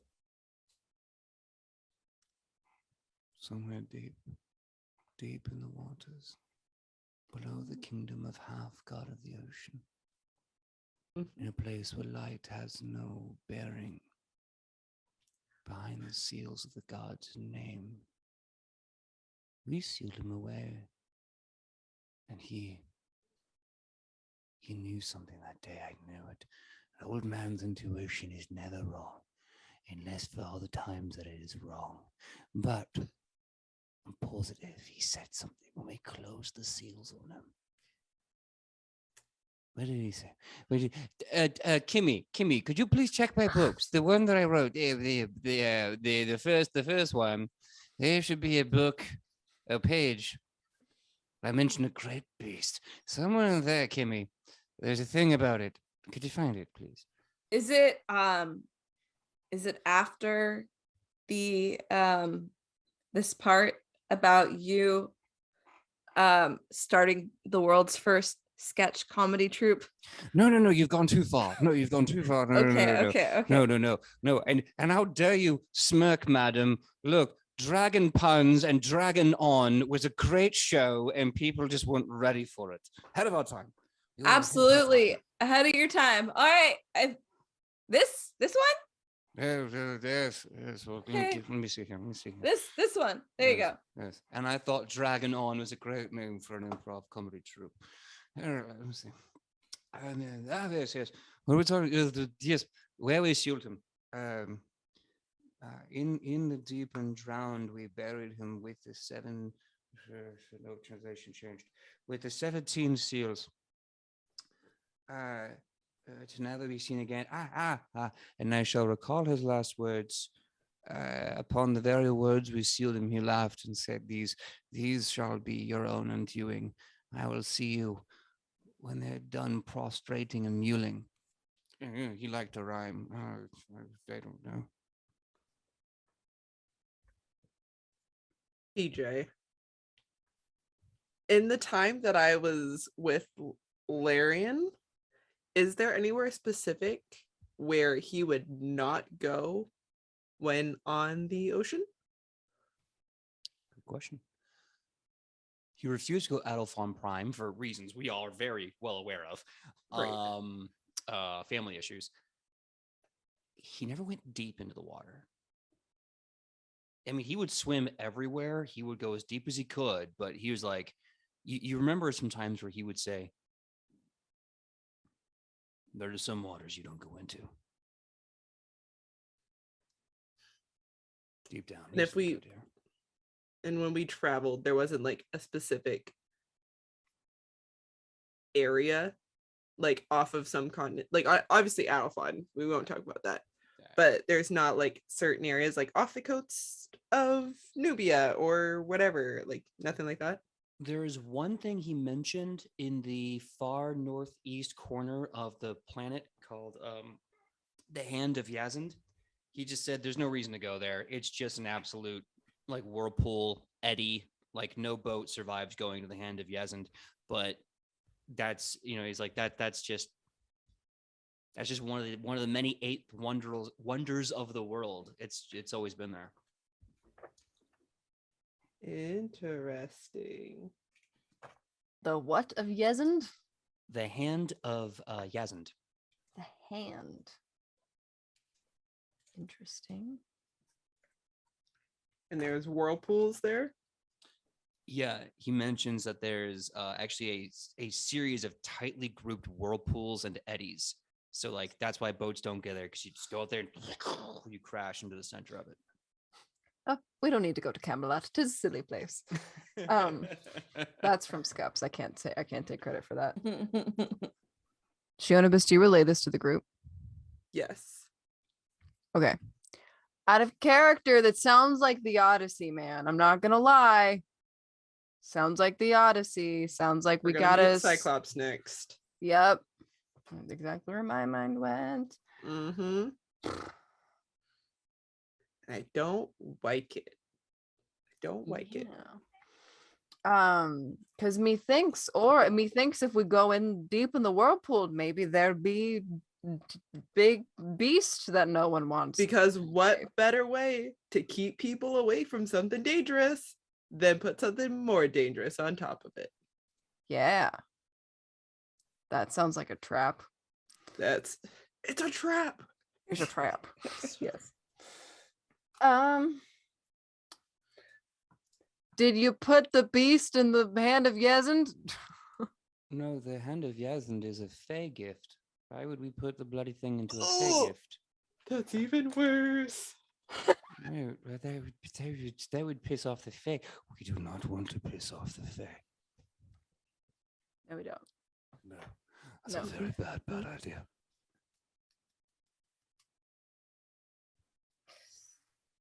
Okay. All right. So it's deep in the. How does anyone even get deep in the water?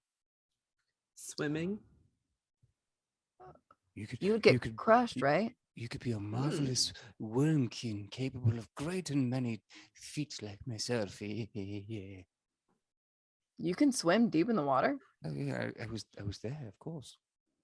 Well, were you actually underwater, or was there like an air bubble that God created in order for you to get there? I can only hold my breath for 15 minutes, so I would say that yes, there was a divine air bubble that half gave us. But yeah. So we had to hoof it. We got protection. Hoof it? To hoof it, yes. We actually got these things called, like about many names, kelpies and seal horses. It's water creatures that can ride the water like a horse rides the dirt. It's quite marvelous, yes. You are skilled in many ways. That's all I have to say, I guess. I don't know. Do we have to go to the underwater, Alona? I'm trying to figure that out, man. I'm working on it, Ichi. I believe it's Kimmy. Right. Are you talking to Tiffany? Tiffany, are you having a good time with my memoirs? Yes, Tiffany Perron Papa Lee, also known as La Niche Apora, having a wonderful time reading books Listen, about Ichi, your childhood. Listen, Ichi Pakton Papakui, I'm not going to have your sass, young lady. I've written more volumes. And I would even dare, I would dare the blasphemy. I have written more volumes than Falkland. Not Leva, she is too prolific, but Falkland, yes. How long have you been in here? Well, I say I probably would have been in here, in this location, for maybe 10,000, 5,000 years. But I've been around for 10, 20, 30,000 years, yes. But do you take breaks? Do you leave? Oh yes, sometimes I go on grand adventures. Are we going on a grand adventure? Can Yeah, are you coming?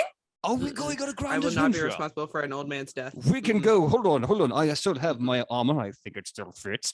And he goes over to this treasure chest in the corner, kicks it open, and he pulls out this massive platinum maul. See, Shionibus, he's spry.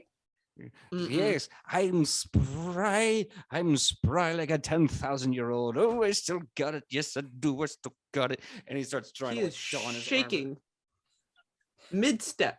Like a light breeze could come over and tip him over. Shionibus, he's jiving. Okay, it's different. I don't know if he is, though. I'm really concerned. I know I'm old. I know I am compared to you lot. But I don't think maybe going on a perilous journey with him would be a good idea. I just don't want to like bring back his body, because then like who's gonna write these amazing memoirs? Well, I mean, we wouldn't bring it back is really the answer. We have not that much cargo space. You're right. Into the ocean. I mean, we could use it as bait. If he dies on the way there, we could use it as bait. I'm just saying. I've been worse things before. Oh, you poor thing. Look, sometimes if you want to kill an eldritch devil, you need some incentive. I'm just saying. Is the beast an eldritch god? We don't speak of the beast.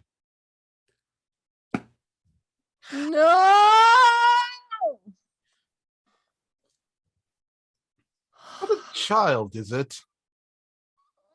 Child? Who has a child? There's a child. Does it here. look like this kid? And then I get, at some point, one of us had to have gotten a wallet with Joey's like portrait, like Alona. falling out of it. Like a dad wallet with lots of different pictures of Joey playing his Dream Boy or Dreamcast. This is Dreammaker 5. Yeah. Tannen looks at that and he goes, No, this boy is a human. No, the beast is not a human. Damn Are it, you DT, sure? I owe you 5 gold. Damn it. Hey. Real life Sidney knows who's underwater, trapped away. Can Alona research that? Or is that too, will I go mad? Because the last time we interacted with an Eldritch god in this specifically campaign, Ichi had to fight to save her mind. When you bring up potentially researching the beast to Tannen, he looks to you. His eyes start to glow like the sun reflecting off the platinum sargon.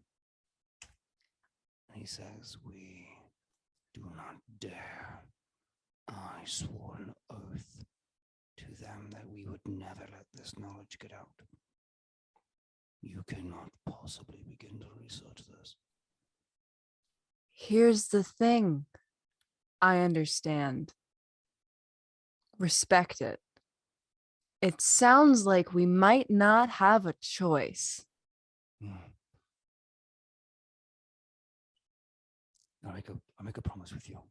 I swear this oath. And then he's like, hold on. And he kind of scurries over to his treasure chest. He pulls out this massive platinum maul that he has. And he takes it, kind of hand overs it. And on the pommel, you see this big sharp blade, like this kind of star knife coming out the end of it. And he takes his hand, he goes, just kind of like rips open a wound on his palm. Oh.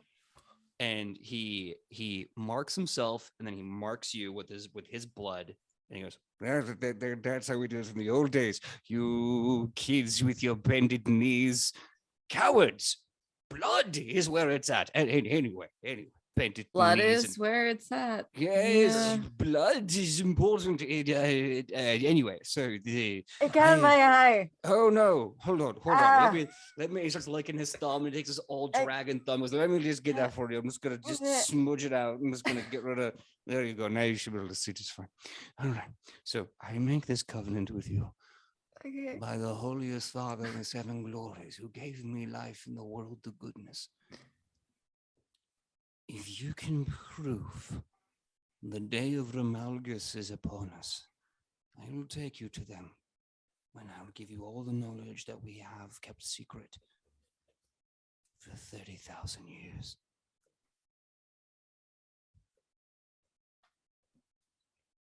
Oh. And may your gods love you on that day that we do. Ooh. Yes, he is right, Shunibas. Let me tell you, not everyone does well. Isn't that right, Carol? And he points over to Itchy again. Yeah, I love our adventuring crew, the Shoonie bus, busing Shoonies in And from Carol. every corner of the globe, and Carol.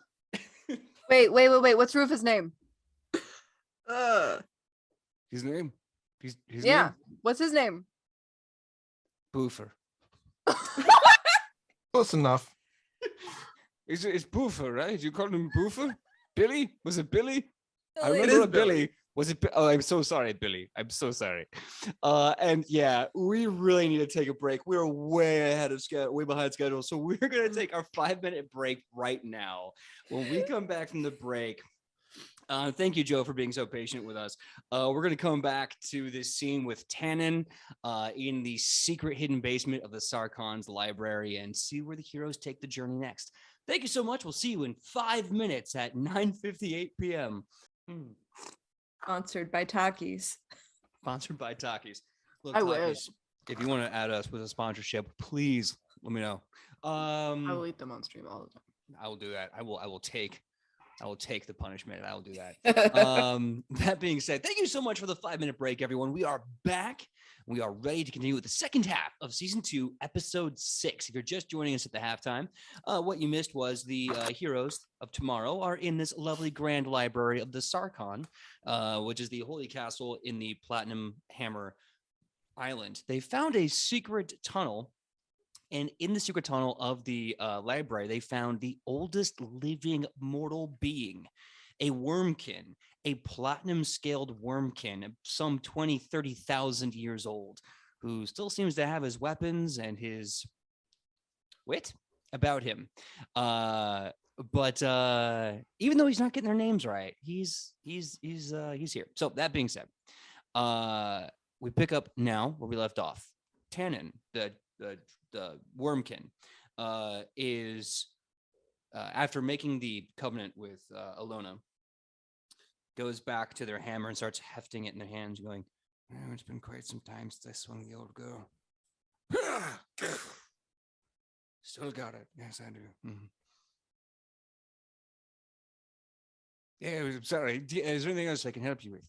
I can share with you my memoirs. I can tell you a fascinating story. I can shoot blessed breath out of my mouth. Would you like to see Oh, what does that do? it was like you will see it. I'll just show you. and his eyes start to glow, that bright platinum reflective glow in his mouth. You can see this bright light start to build in his maw. He opens his mouth, and in the back of his throat, you can see this almost like a new day sun rising in his throat.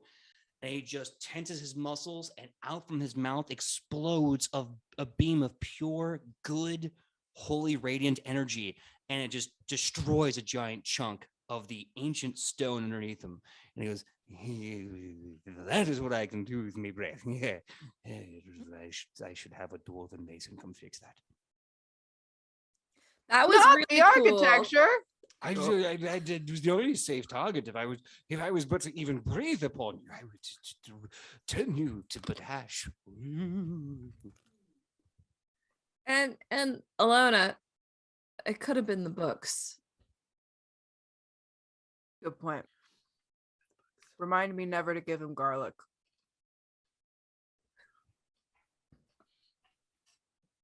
What is garlic? Are you a horrible poisonous nightshade? That I shan't eat it. Poison in my body? Never. You like mead though. Yes, I quite like meat. Meat's delicious, but there's not poison. It's a toxin. Or So wait. does somebody bring you the mead and the grilled cheese sandwiches? Yes, sometimes I get meat and then the grilled cheese. Sometimes I get a mutton shank and a nice parsley sort of dipping sauce with some wine. Oh, Yes. oh, that's good. Does somebody bring you like updated knowledge? Like if there was a traveling theater troupe coming through town and they had a playbill that needed to get out there for prestigious people to attend a play, would somebody bring you that type of material? No, I don't believe so. I don't think I've seen a theater show for 7,500 years. Rufa. What, Boofer? Boofer what?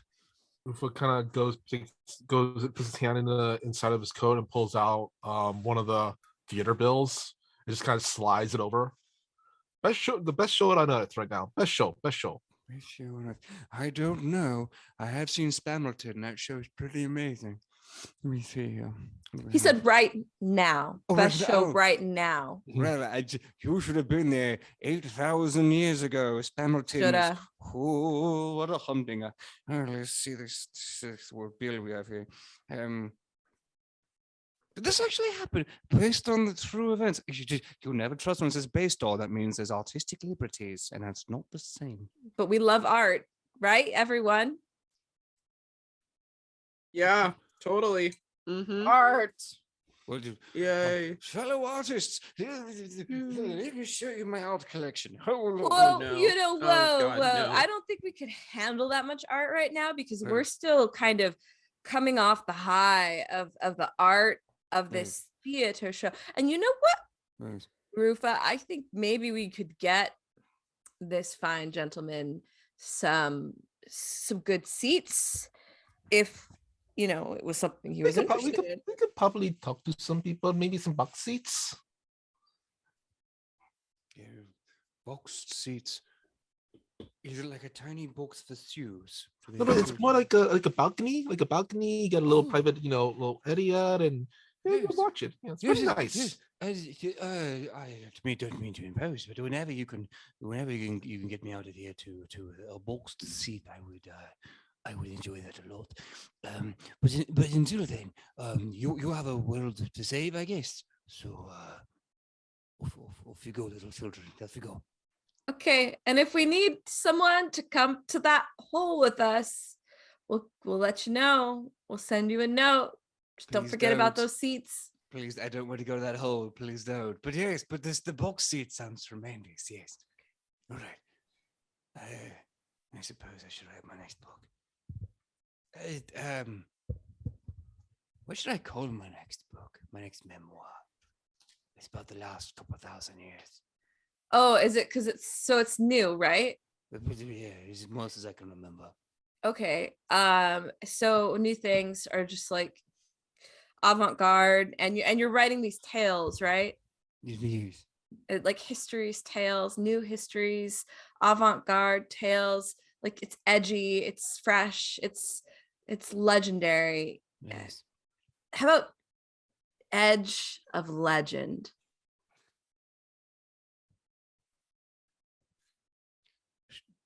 Why is it singular? That makes no sense. But yes, you know what? I can make that work. I'll make it work. Hold on. The Edges of Legend? Where's no? No. You know what, Carol? You make great points, but I just don't think we can work together artistically. I'm so sorry. All right. I understand. Thank you for teaching me about your uncomfortable childhood via your writing. I love Sidney going, microphone. No microphone. It was too good to interrupt. And I'm coming down from my caffeine high now, so my I'm getting better at restraining myself again. But I was going to sing "We're on the Edge of Legend." I'm there. Yeah. There we go. That Point should for be the in the musical book. interlude. Thanks. Hero point for saying the thing, by the way. Yes. Actually, Yeah. the buildup was great. I'm gonna give you a point for the reference. Absolutely. I just really wanted to milk it, you know? You deserve it. That was really good. I'm gonna write that down as a clip. So Tannen just goes back to his writing. Goes Age of Legend. I hope that doesn't become appropriate. And then he just starts writing it. He's like, it was the day of, and just kind of mutters off into his own little headspace. Do you have any other questions at all for Tannen, the secret platinum wormkin under the Sarkon? He's been alive for over 30,000 years, around 30,000 years, I should say. Actually, wait, Mm. am I muted? Okay, no. You know what? I'm just gonna take this chance. I'm gonna take this chance. Ask him out. Have you ever heard of a person, a thing, or something called the Green King?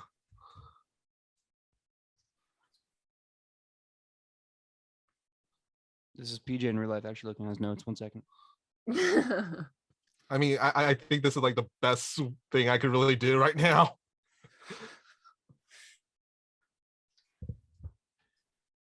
Tannen, you can see him writing. His eyes looking down, his dragon snout kind of looks up, searching for information in his brain as he looks into the ether. Closes his book. The Green King, you say? The Green King. Green King. Green King. I wonder. No, but he's dead. Couldn't be him. No. What are you wondering? Oh, well. It's probably somewhere in my massive memoirs. If not, you can probably find it in Shin. But during the Great Dragon War, some 5,000 years ago, someone I knew made a joke about how anyone would just bend knee to any royalty. He made a joke about a Green King. But like I said, he's dead, so it can't be him. Who is this person, if you don't mind? Oh, his name was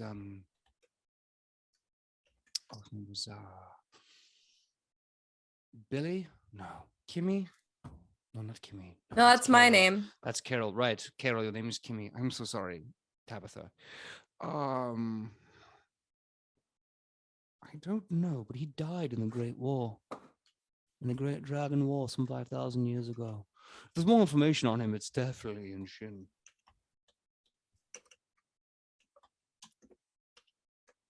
Thank you very much. Thank you very much. And don't mind me. I'm just typing right now. No, go right ahead. That's totally fine. Yes. Powerful bug. I'm surprised we're able to kill him. Wait, what did he just say? Oh, he was very powerful. I'm surprised we were able to kill him.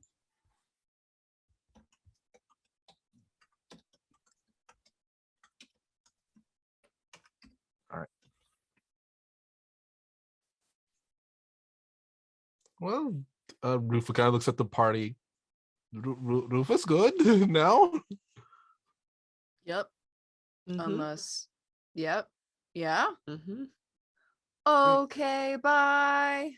Guy, what is your name, young half-elf girl? I don't think I got your name. Ilona. Oh, what a wonderful name. Speloni. I've not heard that name in years. Hmm. Okay, well, goodbye, Speloni. Goodbye, Kiki Bus. Goodbye, Boofa. Later, Carol.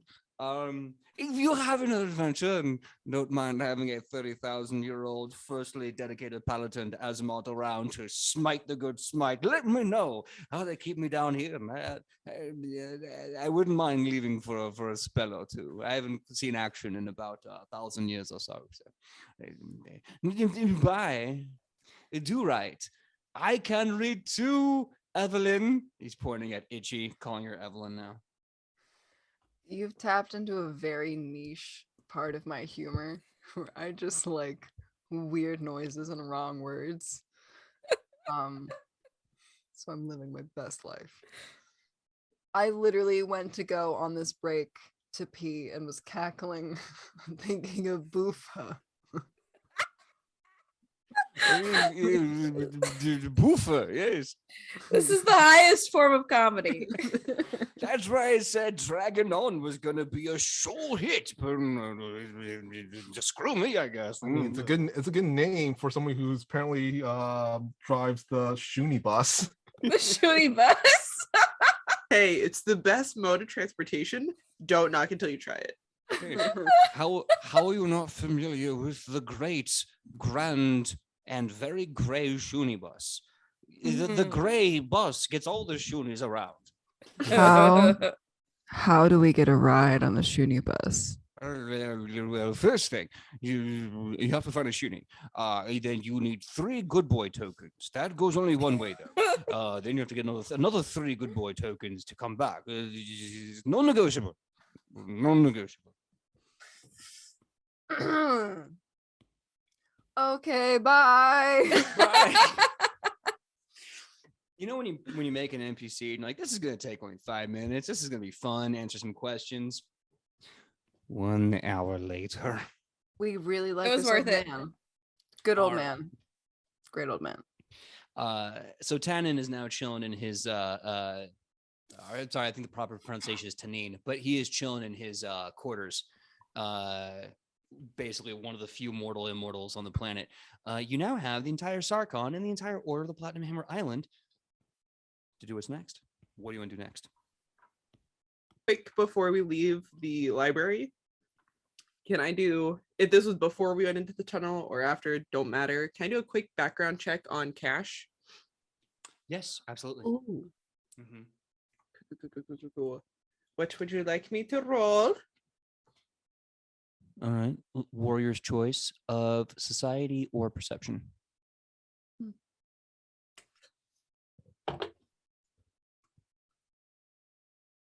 Is it worth using my hero point for something a little better? Yeah, do it. Yeah, you right. You right. That was a lot better. Yay. 28. Woo! So you find 2 pieces of paper. One has been heavily redacted and is currently enclosed in top secret parchment. Knew it. The other one does say that Cash Kirkaxian is a redeemer. They don't say her god, and they say that she comes from a complicated noble family. Does it say where the noble family is, like from what country? They mention one of the 7 noble families. They don't say where.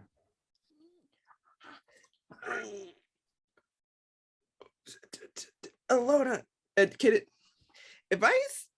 if I take these pieces of paper without asking, will some alarm go off when I walk out of these doors like I shoplifted?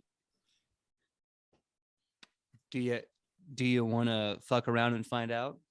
I do, but at the same time, I don't like messing with gods. I mean, we just had an entire story arc of you getting messed up by a god finally wrapped up. Do I throw myself into that again so early? Look, we got a whole season 2. You know what I mean? Ilona. What? Like, how good is your memory? Did you say chocolate? What are they selling? Something must be in the water today, because like I'm on this level It's a too. full moon. Like, It's yeah. a full moon. I'm loving it. I'm loving it, man. This is great. This is fun. I have a pretty good memory. I hope so. I need you to like screenshot this.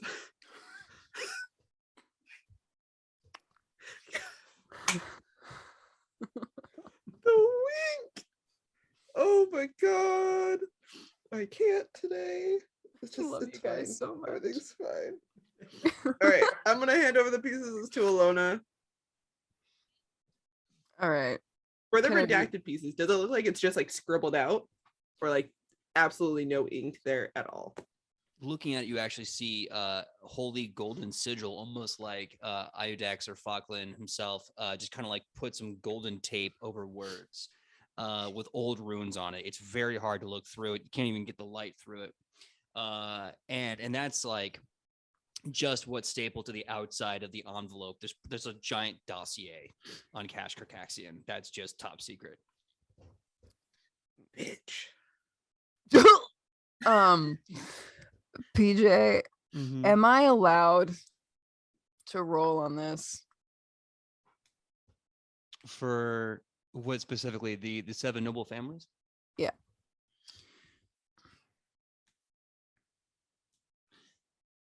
Yes, I will give you a society check to get general knowledge. Okay, got it. Cool. I'm excited. No, You have a hero I- point, remember?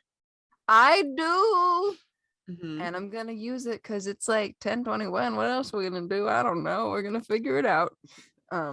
You gotta fight Tobias. No, I'm kidding. Actually, maybe Bring it. let's see what you all do. Wouldn't be Let's see the what I'll first time. decide. Yeah.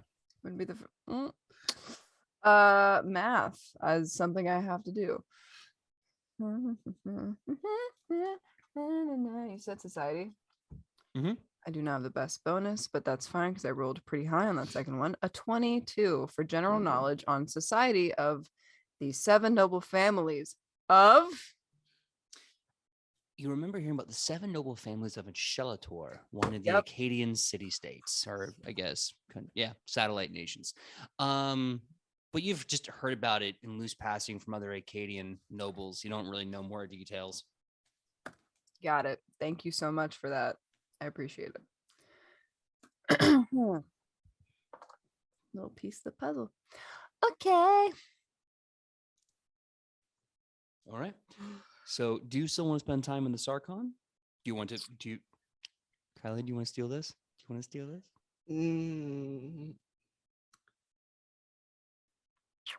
There'll be so many more No. opportunities to do crazy shit. I promise you. No, I'll leave. I'll like stake it back to where it was. I'll leave it. Okay. All right. So it looks like you all leaving the Sarkon, the Grand Library in the Sarkon. Yes, All right. please. All right. Well, where do you go next? There's a lovely fishing mini game you can play down by the first ring. There is 2 different hunt boards where you can take hunts that 2 guilds are paying handsomely for. You also have just every other spatters of daily life of the order, and of course, the 5 hammers themselves. PJ, you really want us to play this mini game? You brought it up a lot. No, well, okay, so let me say this. I will not be offended if no one ever plays it. For the love of God, it's a fishing mini game. But I just want you to know all the options available on this island, and I think it's silly as hell. But You can do whatever you want to do. Michael. I just ask what time of day it is. What time of the day is it right now? Yeah, it's a good question. So it's been a lot of time researching and talking to Tanine and talking with the Platinum Hammer people. You can probably assume it's about mid-afternoon, somewhere between 3 and 5 o'clock. The sun is starting to kind of get low in the sky. Okay. Ufa's gonna look over at the party and goes, "Anybody hungry? Oh, always. You know what? We just had arepas. Sorry. What? Oh yeah, I had arepas for lunch. Yes. You know what? Some fish sounds terrific. You know, I believe Rufa believes he saw some spare rods near the dock. Perhaps he can do a little fishing.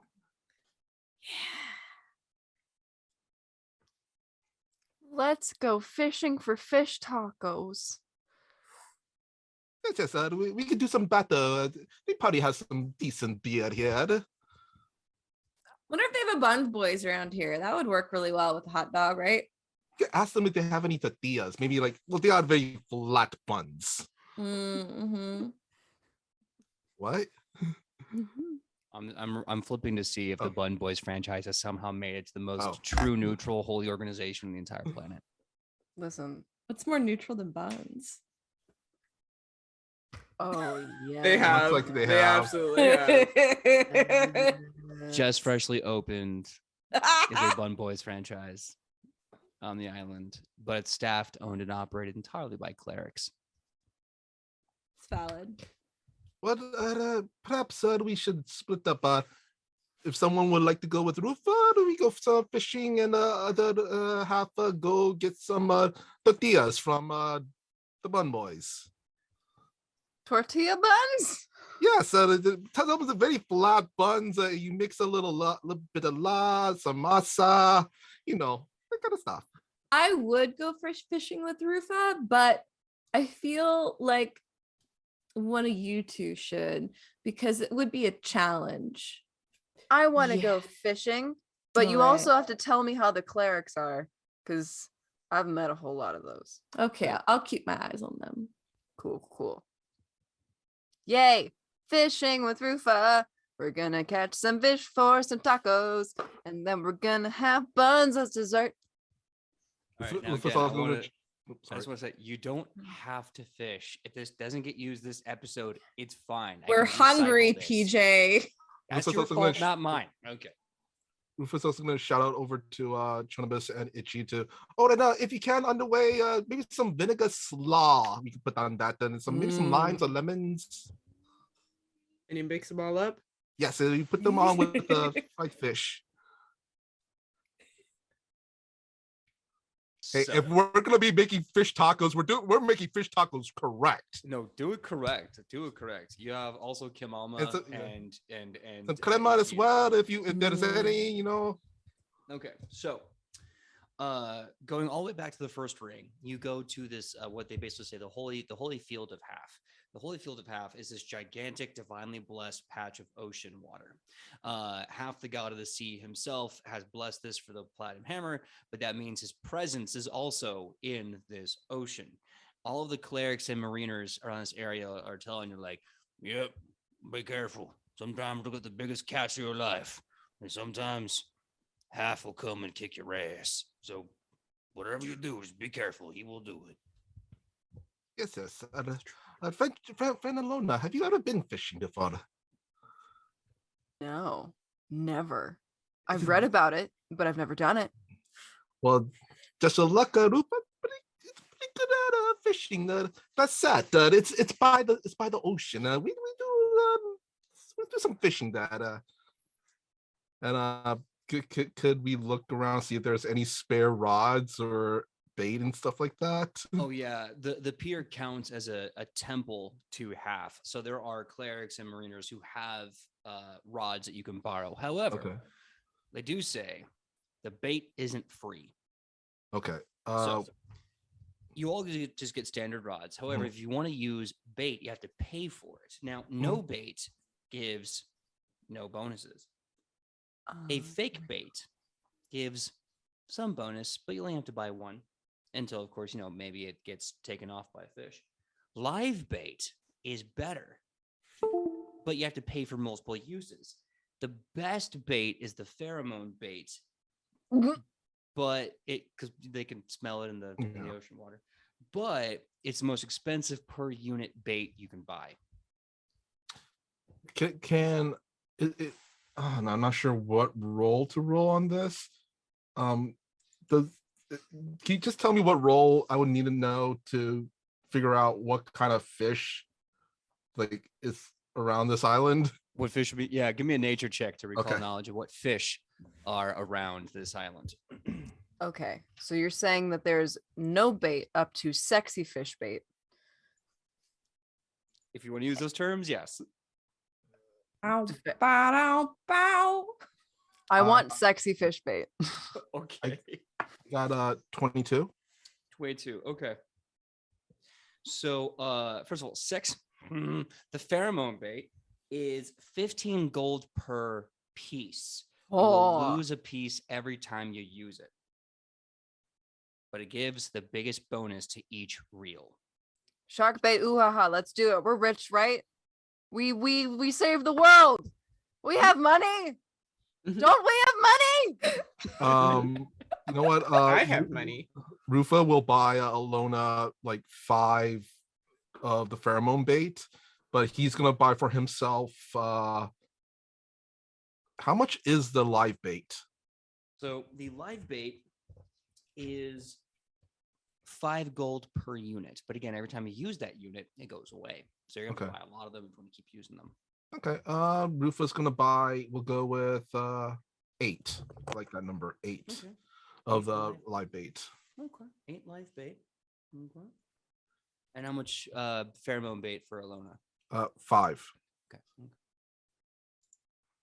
Now, to answer your question on the 22 of the fish that you can find along the coast of the island of Platinum Hammer, there are 5 fish. The first one is called a hammer guppy. The second one is a blue-eyed bass. The third is called the sainted salmon. The fourth is the plated grouper. And the most prized and most valued fish in these waters is the world sea tuna. You know what? I'm gonna be that guy. I'm also gonna throw out. Do they also have any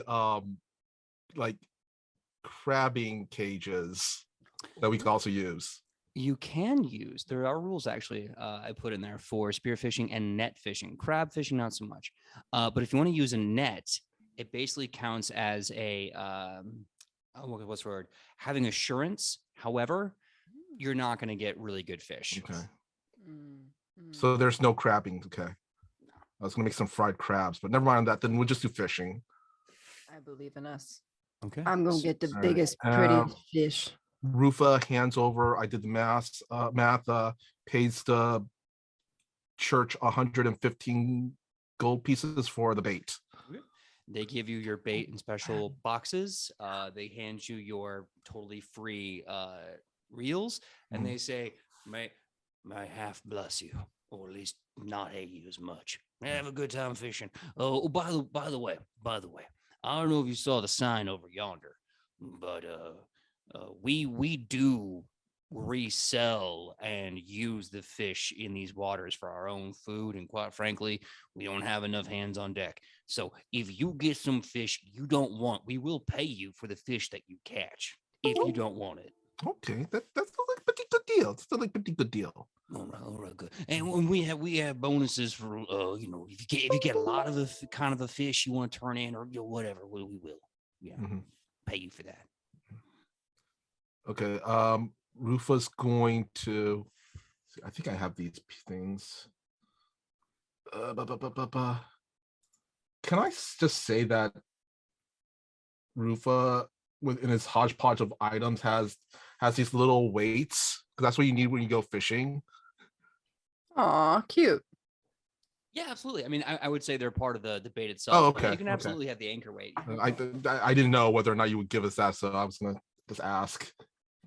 Well, Quite Rufa's gonna show Chonimus how to bait her hook, and as they're she's not there. It's Alona. Sorry. Alona, yeah, Alona. he's gonna teach her how to bait her hook with the pheromone bait and bait his with the live bait. And as they're Right. doing that, it's gonna Lona, you're probably the best person to ask this. And he takes off the bandage on his hand that he's been wearing the entire time, showing a strange symbol on it. Oh, what? Did you perhaps familiar with this symbol? I just real life Sidney actually can't believe Rufa is showing me a secret. PJ, can I do a roll to see if I recognize that symbol? Please roll religion check. Oh my god, yay. I'm thrilled. I got a nat 20! Hey! Got a nat 20. Good to hug. Can't see Nice. it. Fuck, it's right there. You recognize that as the symbol of Salvamat, the divine Oh. dragon god of the land, survival, and instinct. Not only that, it's not just the symbol, it's a blessing. Oh. Well, blessing in the sense of like a very significant marking of interest. Oh. Oh. Oh. Okay. Rufa, listen. I do absolutely recognize that marking, and I'm honored that you showed it to me. But you know how earlier they discussed that like one of us was like God touched and like no one else knew what it meant, but it's definitely about you and you didn't want to talk about it. Are you a chosen one of Salvamat? Honestly, this he points at the marking. It happened during our adventures at the farm. Quite recently, actually. This is something that's quite concerning to Rufa. Yeah, I understand why. Did someone give it to you or did it just appear? You would remember some of the diplomats that from Shin that we encountered Yes. during the situation at the farm. Yeah, I remember Rufa. Yeah, he's just kind of tapping his palm. Oh. Rufa prefers not to be. Was that in character or out of character? That was out of character. I actually was being Okay. method and put smelly stuff on me. Oh. So I'm sneezing because it's smelly anyway. Go ahead. Rufa is not really you could say a fan of being. He does the whole air quote thing, mocked. It is not the preferable for Rufa's how they say perhaps the lifestyle. I get it. You don't want to be tied down, man. It's okay. Well,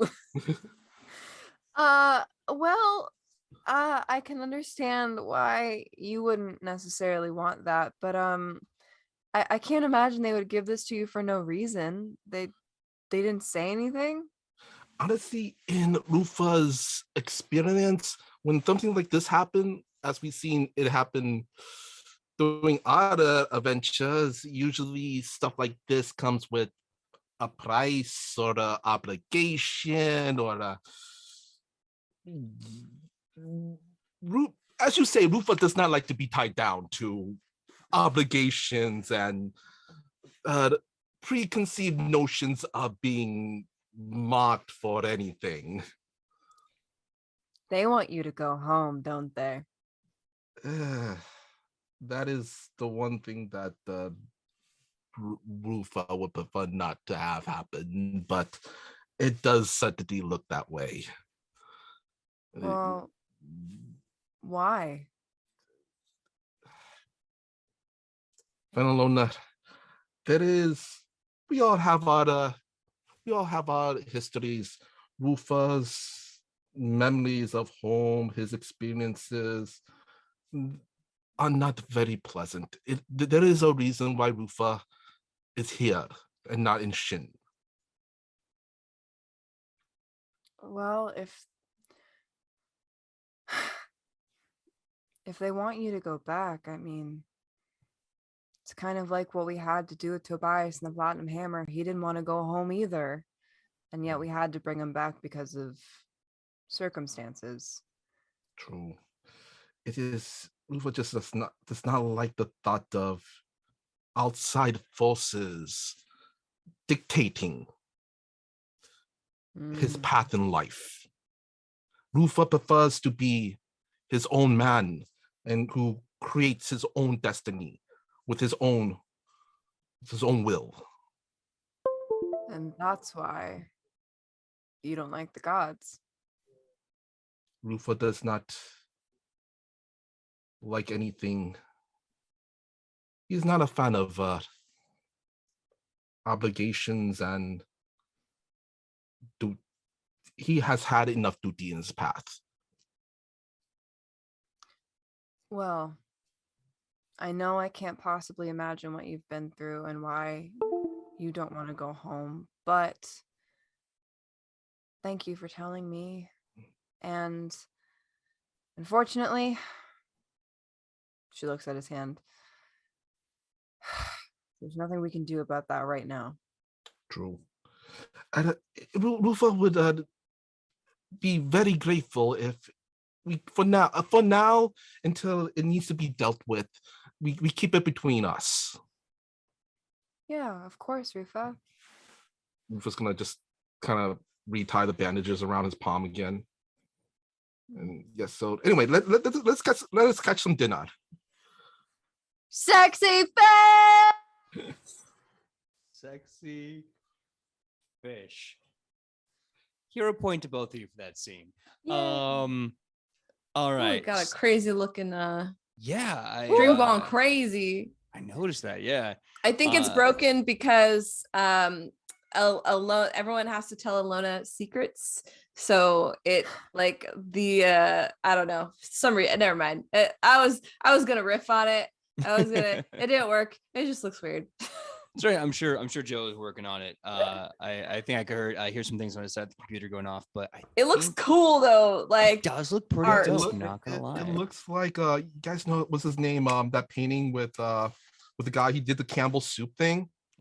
Oh yeah. Yeah. Warhol. Yeah. Andy Warhol. Yeah. Oh, it's fixed. Oh, thank you, Joe. I don't remember. Thank you, Sorry. Joe. That You're was the great. best. Thanks, Joe. Okay, well, with that, let's get to the fishing. So here, this is going to work. You're going to use a survival check to cast your reel. The lure that you have will give you a bonus. If you are using the live bait, that is a +2 to your survival check to cast. If you're using the pheromone bait, that is a +3 to your survival check to toss out your cast. Now, your check will determine if you are able to catch a fish and which fish it is. Once you do that, we will begin the 3 contested fishing battle checks to see if you can actually reel them in or if you lose them from the line. So that being said, who wants to go first? Can I just really quickly say, survival is the only one skill that I don't have. Oh my god! It's the one skill. Oh I my have god. Everything at least trained except for survival. You know, you really want those guppies, man. I was gonna say, can I roll nature for fish? Darn. Survival. You are All right. surviving by fishing. Right. I can still add wisdom bonus though, right? Oh yeah, absolutely. Okay. Yeah. And if you have uncanny improvisation, I think that also counts too. Yeah. Untrained, sorry. Yeah, it does. That's what I have. It's great. But I am actually good at survival, which makes 0 sense. Anyway, all right, I'm gonna catch me a big old fish for my Schminder profile. Sorry. It's fine. Hero point. I hate it. Hero point. Great, I'm gonna use it immediately. Nope. I'm gonna use my last one. Can I do that? Am I allowed to do that? I thought you had 3. You can burn as many hero points as you want to burn on this. Yeah. You have Okay. multiple baits. That's great. You gave me one for the Schminder profile. You gave us one earlier for the scene. So this is my last one. So we're hoping it's better than a 3 or a 2. Oof. Anyway. It is. It is, in fact, better. It is so much. I am so much better. than before. Yeah, sorry, I don't mean to steal Ichi's gig. Plus 3. That's a 23 for fishies. Noted. Michael Powell, what was your survival check for your cast? I mean, it's not like my usual rolls, but I don't. 18's not bad. I feel. No, it's not. Not bad at all. Not bad at all. Okay. So you both take your reel, get your rod, put your bait on your hook, cast it. You're sitting there for a few seconds as it goes. Zzz. I want to make the sound. Much better was than mine. great. So it just kind of makes that awesome noise, Mhm. and you can see like this little ripple, and all of a sudden you feel a tug. You both feel a pull on your reel. You both have fish. Now you are going to be in the contested battle for the fish. 3 rolls to see who wins, you or the fish. Let's do this. Let's do this one at a time. So Alona will get 3, and then you'll get 3, Michael. So Alona, you need to roll either a survival check or an athletics check to fight to get this fish on land. It's definitely not athletics. Ain't no way. No way, no how. Like Pangolina said, am I wrestling this fish to land using that check anyway? Oh dear. Oh, not bad.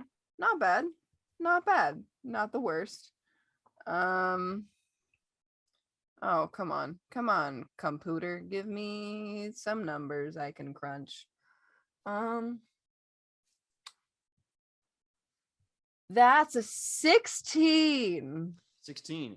Yeah. The fish in question rolled really bad. So on the Oh. first struggle, you're able to get it closer to the base. Second roll. It was surprised at how alluring my bait smelled.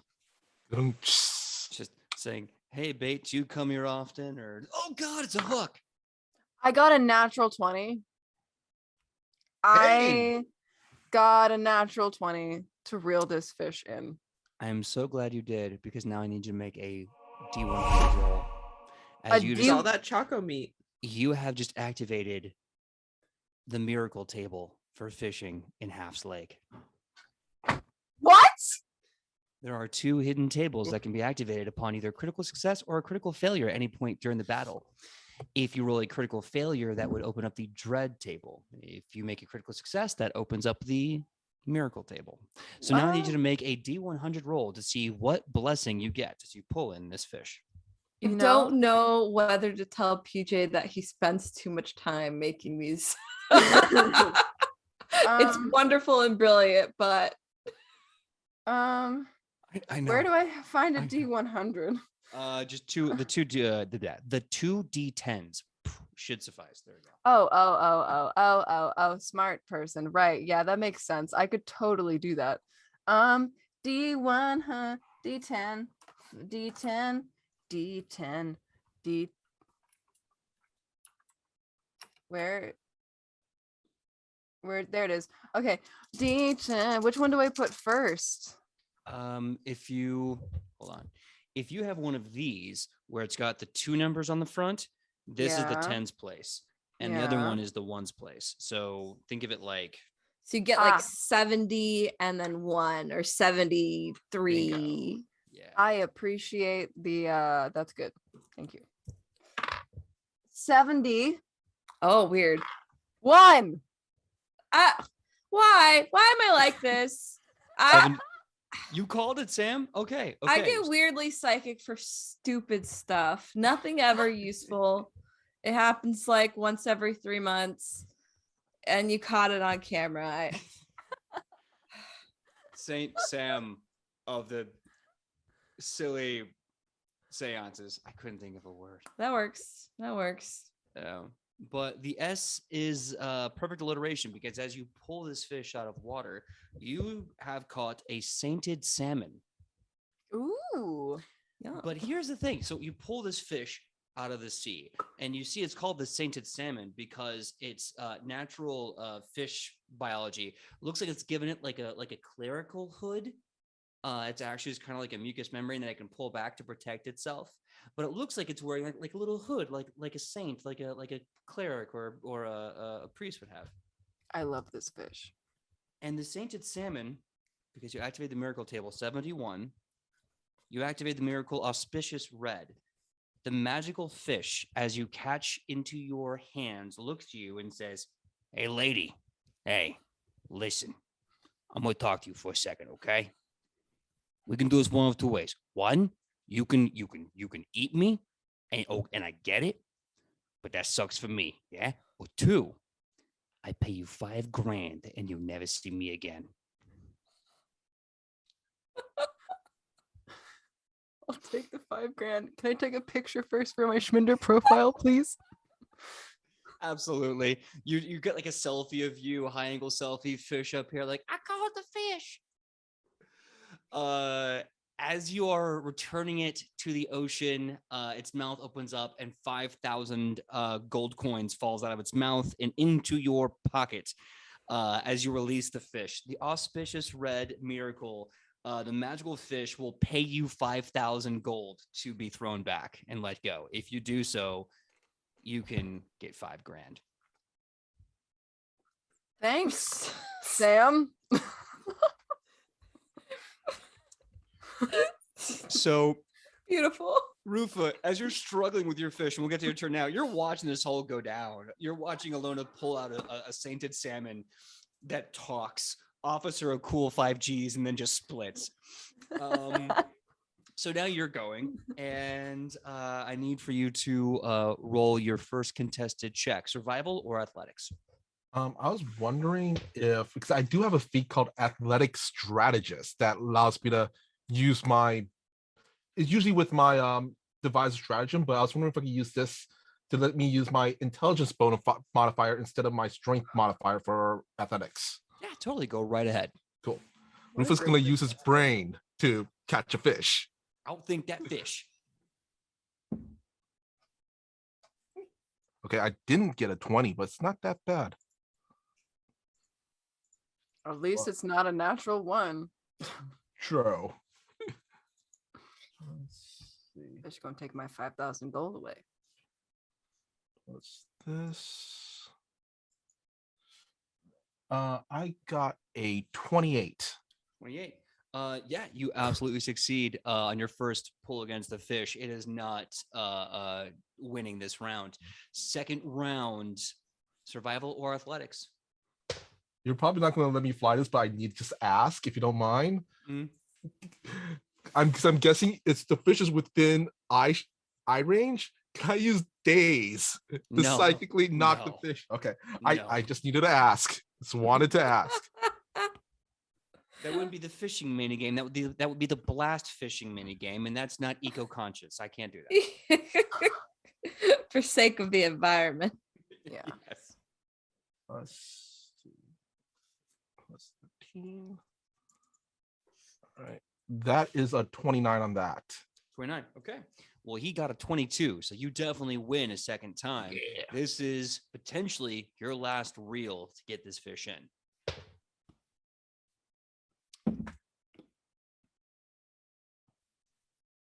Almost. I'm tempted to re-roll, but this is also a really high roll. Is it like a Mhm. 19? Yeah, I'm tempted to Yeah. like, see if I can get a 20 or just keep Oh, it but 15. it's so good. Yeah. You know what? I'm going. You know what? I got some points, and I'm just gonna we'll just gamble. Okay. We'll gamble. I'm probably gonna roll low. I'm probably gonna roll at least lower than 19. But you know what? Okay, now I'm gonna use my second hero point because That was this was worse. bad. You got not one. Hey, Are you dread sure? table. Are We you gotta sure you know don't- what's on the dread Are you sure you don't table. want the dread table? You can get the Keep dread it. table. Could be anything. Who knows? Maybe even $5 grand. you want to roll on the I Look have how a feeling it's excited- not going to be $5,000. Look how You don't know. excited he is. You know what? Chat. I don't know. Okay, you know what? You know they're gonna want you to do it just to see what happens. They Keep it. want it. They want it Keep so it. bad, Yeah. or at least You one. know of them what? does. Effie Burton, just remember, I'm doing this for you. And in the future, if I need a hero point, you help me. All right? All right? Future. Remember. All Remember your right. boy. Dread Seems like a table. good trade-off. Give me a D100. Give me those 2 D10s. Oh my god. 2 D10s. Oh my god. Oh my god. Mm. Oh my god. I got 48. Spring Hill Okay. Studios was literally like, oh my god, it's gonna be the Well of Souls. You get pulled into the immortal tunnel of all life. No, okay. So you said it was 48? 48. 48, 4 and okay. 8. You get the dreaded bait scoop. Not only is the lore gone, but so is the first item in your inventory. Whatever it is, don't cheat. You gotta look What at is that it? thing What and is see it? what's top of the list and get rid of it. I just lost 5 owlbear claws. Gotta be season Damn 1 it. trash. Okay, cool. I mean, it's not that bad, but Doing you a favor, honestly. Yeah. Yeah, because here's the thing: if you wrote like your magical equipment on there, that would be gone too. yeah. So, That would have been very bad. All right. so you lose the fish, you lose the lure, and you lose 5 owlbear claws. You guys can cast again. For the sake of time, what I will do is I'll say we can do this retroactively because you all do catch some fish. You have a nice, wonderful fry. Make some delicious, fresh, piping hot fish tacos with the vinegar salsa and the crema and the spice and the nice toasty tortillas. It's amazing. Your mouth is alive with flavors. Fun Boys brand tortillas. Fun Vinegar boy slaw. brand. Vinegar Vinegar slaw. Thank you, slaw. And it's at this point in time that Cash Krakaxian comes to you with a letter, kind of puts it on the table, and just goes, Oh. he's run away. That Oh, bastard. And that is where we're going to end episode 6 of Edge of Legend. Thank you so much for tuning in for tonight's episode. Hope you guys had a fun time. We'll see if there's more fishing. We'll see what happens with Tobias. But we're going to say our goodbyes, and we'll see you here same that time, same Nat channel for Edge of Legend. Starting with Mr. Michael Powell. Mr. Michael Powell, tell him who you are and where they can find you on that sweet, sweet internet. And please don't do it in one breath. No one needs that. that's not going to work for me because, yeah, it's just not going to work for me. But anyway, I am Michael Powell. You can find me all over the internet on my social media, which is at Mr. Kapow. That's MRKAPAO. Or my Facebook page, which is facebook.com/Michael Powell does stuff, because I do a lot of stuff. And by the way, I do have a recipe for fish tacos on my Facebook page. Hint, hint. And yeah, and also you can find me. I also have a YouTube channel called Fantastic Tales of Adventure and Dastardly Tales of Horror. And my schedule for this week is Thursday. It's going to be Thursday is Toyzilla Live on the Toyzilla Network channel at 6 p.m. Pacific Standard Time. And then Friday on Jahananon channel, we're going to be playing Modern Age, the TTRPG. And also next week on Tuesday, I believe 7 or 8 p.m., I'm going to be part of a Star Wars live read where I'm going to be playing. Oh my! Oh! You bucket of bolts! You go that way. C-3PO. It's literally Live action roleplay. Can't that wait. role is so perfect for you. Like that was like prime casting, like chef's kiss. That There's a great cast for that. You all should check it out for sure. Oh, I'll be right back. While I'm gone, please, Kylie, tell them who you are and where they can find you on that sweet, sweet internet. Hi, I'm Kylie, or I go by Kai. It doesn't really matter at this point. You can find me at Kai's Wonderful Life all over the internet, Instagram, Twitter, TikTok. You can also find me over on Sundays at Asgard D&D Adventures. 8 a.m. Pacific Standard Time here on Twitch, where we play a D&D 5e game, Homebrew, where I play this sassy little gunslinger who's trying to work her way through a lycanthropy curse, or blessing, as the pact that she has found says. It's a lot. My Friday's game for Chromatic Dice is currently on hiatus. We won't be finishing the Reckoning of Arcanon, so that's all right. But please stay tuned for a whole bunch of new shows over on Chromatic Dice here on Twitch. So yeah, Sidney, take it away. Yes. I'm popcorning. He's not Yeah. here. I don't know who goes next. You have the power, Kylie. Take over. Hello, my name is Sidney. You can find me all over the internet at Sidney Rubino. That is TikTok, Twitter, and Instagram. When I'm not here with these amazing people, I do have a new stream on Saturday evening starting at 8 p.m. Pacific Standard Time over on a brand new baby channel called Exquisite Corpse Presents. That campaign is super gay. And we're about to enter our first round of combat where I'm nervous. But we're about to enter our first round of combat where these people from the Big Bad Bureau are trying to take down the country pop post-apocalyptic rebels. So if you think that's cool, come check us out on Saturday nights. I'll be there. Sam! Well, hello. I want to say that Reap Psyche, I too now crave fried fish. I'm really glad that we did the fishing mini game. But other than that, hello, I'm Sam. You can find me online at Hey Sam Sterling. I don't have anything in particular coming up, which is good because it's been a long month. So what I have coming up is napping. But check me out on Twitter or anywhere else online. Heck yeah. Sidney, did you already get the chance to go while I was gone? Sure done did. Perfect.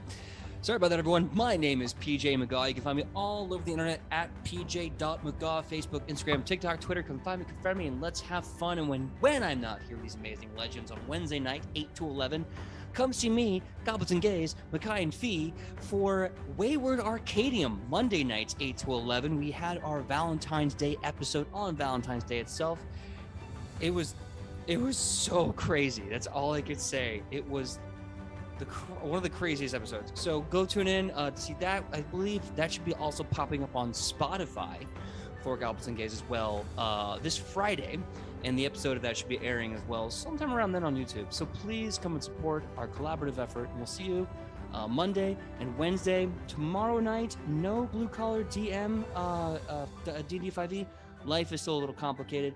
But Friday night, this Friday night, me, Wes_IRL, their fiance Sam Miller, and a few other lucky players are bringing back Yeet for Initiative. So if you want to see me play a Goliath Battle Master fighter, come tune in to see what kind of rebellious badness we can get up into. And more announcements for the month of March. And before I forget, I will be on Life Action Roleplay next Tuesday with Michael Powell as Kane Starkiller. No idea who the hell he is. No idea. This is the script that never got to be made, so this character is brand new to me. I'm guessing it's like a Darth Vader ripoff. So let's go. It ain't a ripoff if it's the first draft. Okay, good point. So it's the failed Darth Vader. Let's go. Anyway, that being said, thank you so much for tuning in. We're gonna be rating Blackwater D&D, which I believe actually rated us a little while ago. They're playing Weird West D&D. Ooh, the Weird West. Love the Weird West. All right. Ooh, what should our raid battle cry be? Fish tacos. Fish tacos. Yeah. Fish Nice. tacos. I like it. All right, everyone. Fish tacos is gonna be a battle cry. When you go in there, shout fish tacos, confuse the hell out of them. Rating in 3, 2, 1. Bye.